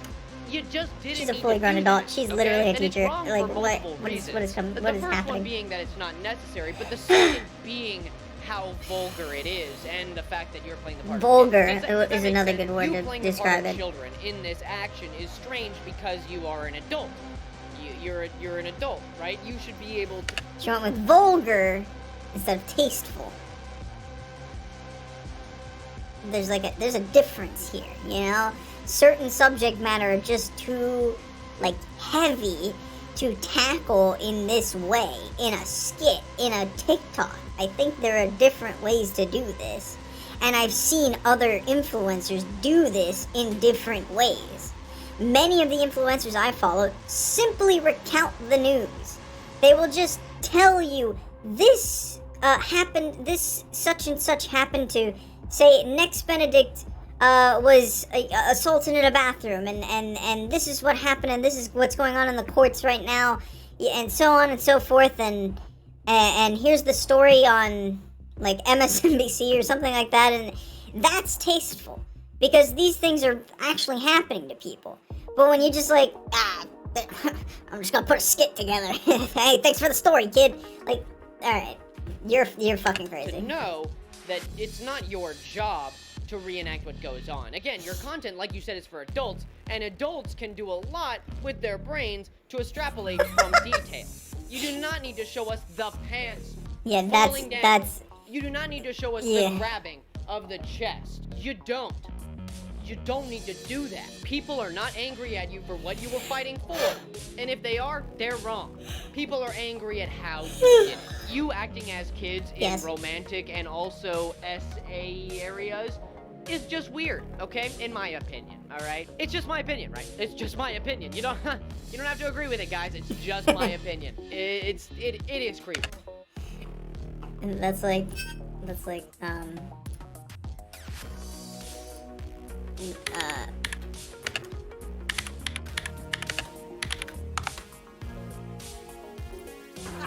Yeah, you better shoot for more. March 21st. Hey, so you're. This is the one. Alright, never mind. But that's me. Okay, like, it's just really unsettling. It makes me uncomfortable to look at with most of your content. It's just that it makes me uncomfortable to watch you play the part of children in these scenarios. But the biggest issue is that clip of you dropping the goddamn pants to the floor. And there's more. I was then informed by a parent at the school I work at that her own son and his friends had taken that video and were sending it to all of their friends and trying to get me fired. That video has not been on my page for over a year. Over a year. But somehow it's being recirculated again, and I am being called all manner of evil things. So if that mom is still on my page, you might want to go talk. Oh, you look, I mean, I'm not gonna lie to you, you look a little evil. The way you're talking about these kids, you look a little evil. If I were to, you know, there's some people that look really, really evil, you know. That German guy, he looked evil. Sorry to tell you this, Germany, but I looked a little evil. This woman right here, not as bad, but not as bad. Definitely looks evil. definitely looks like an evil person. I would cross this person on the street and clock them as evil. And evil is a very cartoonish way of looking at people, and I think that's important because she's cartoonishly evil, and that's bad. You shouldn't be that in real life. Talk to your son again, because clearly he saved that video and is part of this process. But oh, it doesn't even end there. Because here are some of the messages that I have recently gotten. Now, mind you, this is just a small sample of the messages that I have gotten. I want us to, alright, that comment's crazy. But I want us to look very closely at, say, this person's profile picture. That is a cartoon for kids. Now, adults can't have that profile picture, but this woman's, the whole thing is that she's just, like, there are kids online messing with her. This person is most likely a child. And every other person that she showed, by the way, on her page, just for anybody to see, you know, in case you're just, you know, because profile pictures aren't like unique markers of how people look, which again, anytime I put any sort of message related to me on screen, I will blank out the profile picture and the name, because profile pictures are just as important as the name. People will keep the same profile picture for years and never change it. And it's always like a very specific picture of them, or a very specific picture of like a cartoon, because I've done that. You know, you just keep it. You just keep your profile picture. It's a unique marker for your own page. And this is fucked up. I'm sorry to tell you this. Everything that she's showing as evidence to prove that she's not guilty makes her look more like a villain in this entire scenario. And somehow, since turning my DMs That's literally a picture of a kid on a football field. But I'm what the sensitive, fuck is right? wrong with this lady? I'm sensitive. I'm sensitive. I'm sensitive. That is an AI picture. Like, what? Mama Owl, are you freaky? I'm freaky for Tord. I don't know what that means, but it's weird. What is... I don't know what it means, but it's... Hey, are you gooning? I sure am. That's gross. Okay, this message here, this one specifically could be satire, making fun of her actions, saying that, oh, is that what you were trying to get out of it? Is that what you were trying to do? Because, if you think about it, there are a couple things that I want to draw attention to. First, the comments on this video are turned off. She didn't want it discourse. Interesting. She just wanted people to hear her point of view and not be able to contradict her or tell her she was wrong. Secondly, she probably made that skit at the start of that video specifically to get more views from what it was. Does that make sense? Algorithms, TikTok, YouTube, all that nonsense, it's all about the clicks, the numbers, the views, the likes, the comments, the shares, right? That's what she was trying to get. That's what she was trying to get at. That's what she was trying to do. She was trying to get more views and more clicks. She reenacted that entire scene specifically because she knew it would get her video more attention. It's that simple. She didn't reenact it because she had to. She reenacted it because it would draw attention. And thirdly, the third point is those two things together mean to me that you knew what you were doing. And this message, the "are you gooning?" could be satire specifically to make fun of you for that fact. Because is that what you were trying to get out of this, Miss Owl? Is that what you were trying to convey? I don't want to infer and I don't want to, accuse, but that is a possibility and it's disgusting. Why are you blocking everybody for saying a joke? Like, why are you so sensitive? The messages and comments that this is talking about the joke is, Mama Owl, I'm getting a call. It's like a joke that people were posting everywhere. I honestly couldn't find where it was from. I couldn't figure it out. It might be from here, I don't know, but that's what it was talking about. It's also, there's also a bunch of comments where everybody is like, Mama Owl, I'm feeling freaky. Specifically to make fun of her for that clip, and she is saying that those people making that joke are in the wrong. Yes, just a little bit, it's gross and disgusting, they are in the wrong, but so are you. I think we've seen enough. I think I can safely say that we've seen enough. Mama Owl, if you're watching this, again, please don't go berate her or try to get her to watch this video. If you're seeing this, you were in the wrong. You are in the wrong for continuously trying to put down your wrongs, okay? For slightly threatening and acting angrily towards the boy who held you accountable, supposedly, for your actions, He's not completely in the right if he does exist for what he did, but holding you accountable was a good thing in the end, because now we can look at this clip in the history books and realize that what you did was incorrect. You didn't have to metaphorically and literally drop the pants to the ground. Yeah, okay? It's as simple as that. That is what people are mad at you for. Protect trans people. Do that more. Because a lot of people who were angry at it were part of the LGBTQ plus community. I think it is safe to say that a lot of people felt uncomfortable watching that. Yeah. You know, you might not... That's the funny part, is that one of the pictures that scrolled by of a PFP was, like, of a LGBTQ flag. Or, like, adjacent to, had the colors of, like, within the PFP. And I was like, what the hell is going on? Why? Why? She, like, prefaced it earlier in the video that she's not anti-LGBTQ, and then she's, like, showing off this person saying, well, this person's an asshole. Like, what? It's so strange. It's so weird. Oh my goodness. We've got, what?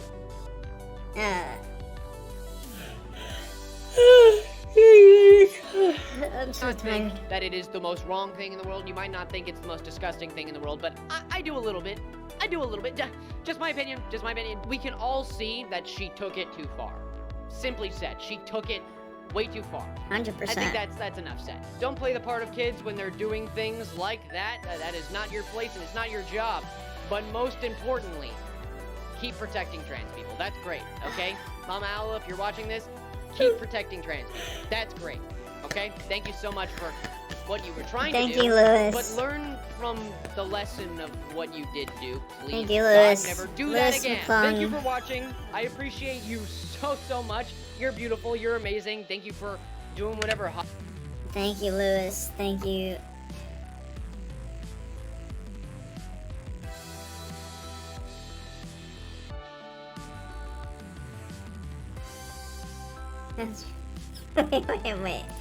Wait.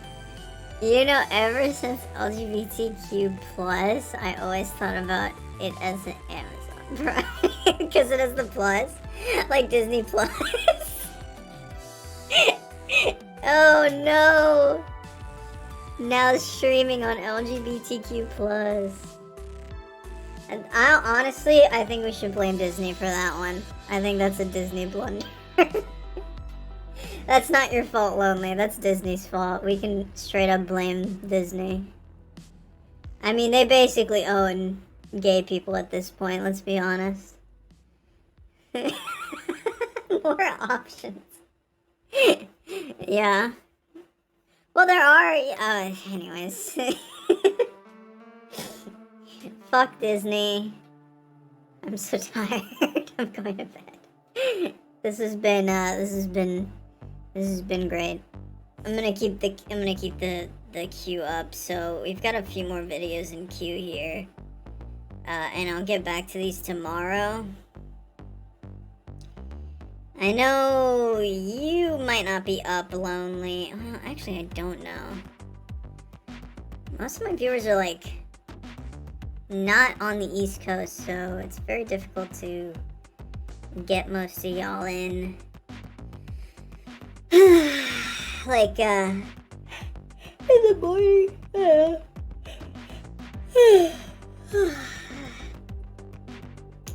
Yeah, you are exactly an hour behind me. As a matter of fact. So it's about to turn 2 for you, it's about to do 3 for me, like exactly an hour. That's crazy. I don't know why. Every one of my chatters that comes in is always in a different time zone. Maybe it's because I stay up this late. And that's a me problem. And that's my fault. Okay? Maybe I shouldn't stay up this late. And then I'd have chatters in my time zone. But then again, I get my favorite interactions come from around this time at night. From chatters that are actually either waking up at their job or close to around the same time as me, but usually an hour or so behind or in front of. I don't know. Very cool. Thank you, Lonely, for showing up. Thanks to, if there's anybody else, I don't know. I can't see view count on OBS, and I don't like opening up my fucking... Anyways, this has been great. I appreciate your viewership, as always. I'm very, very sleepy, and I'm gonna go catch some Z's. Thank you so much for watching. I appreciate your viewership, and as always, enjoy the music.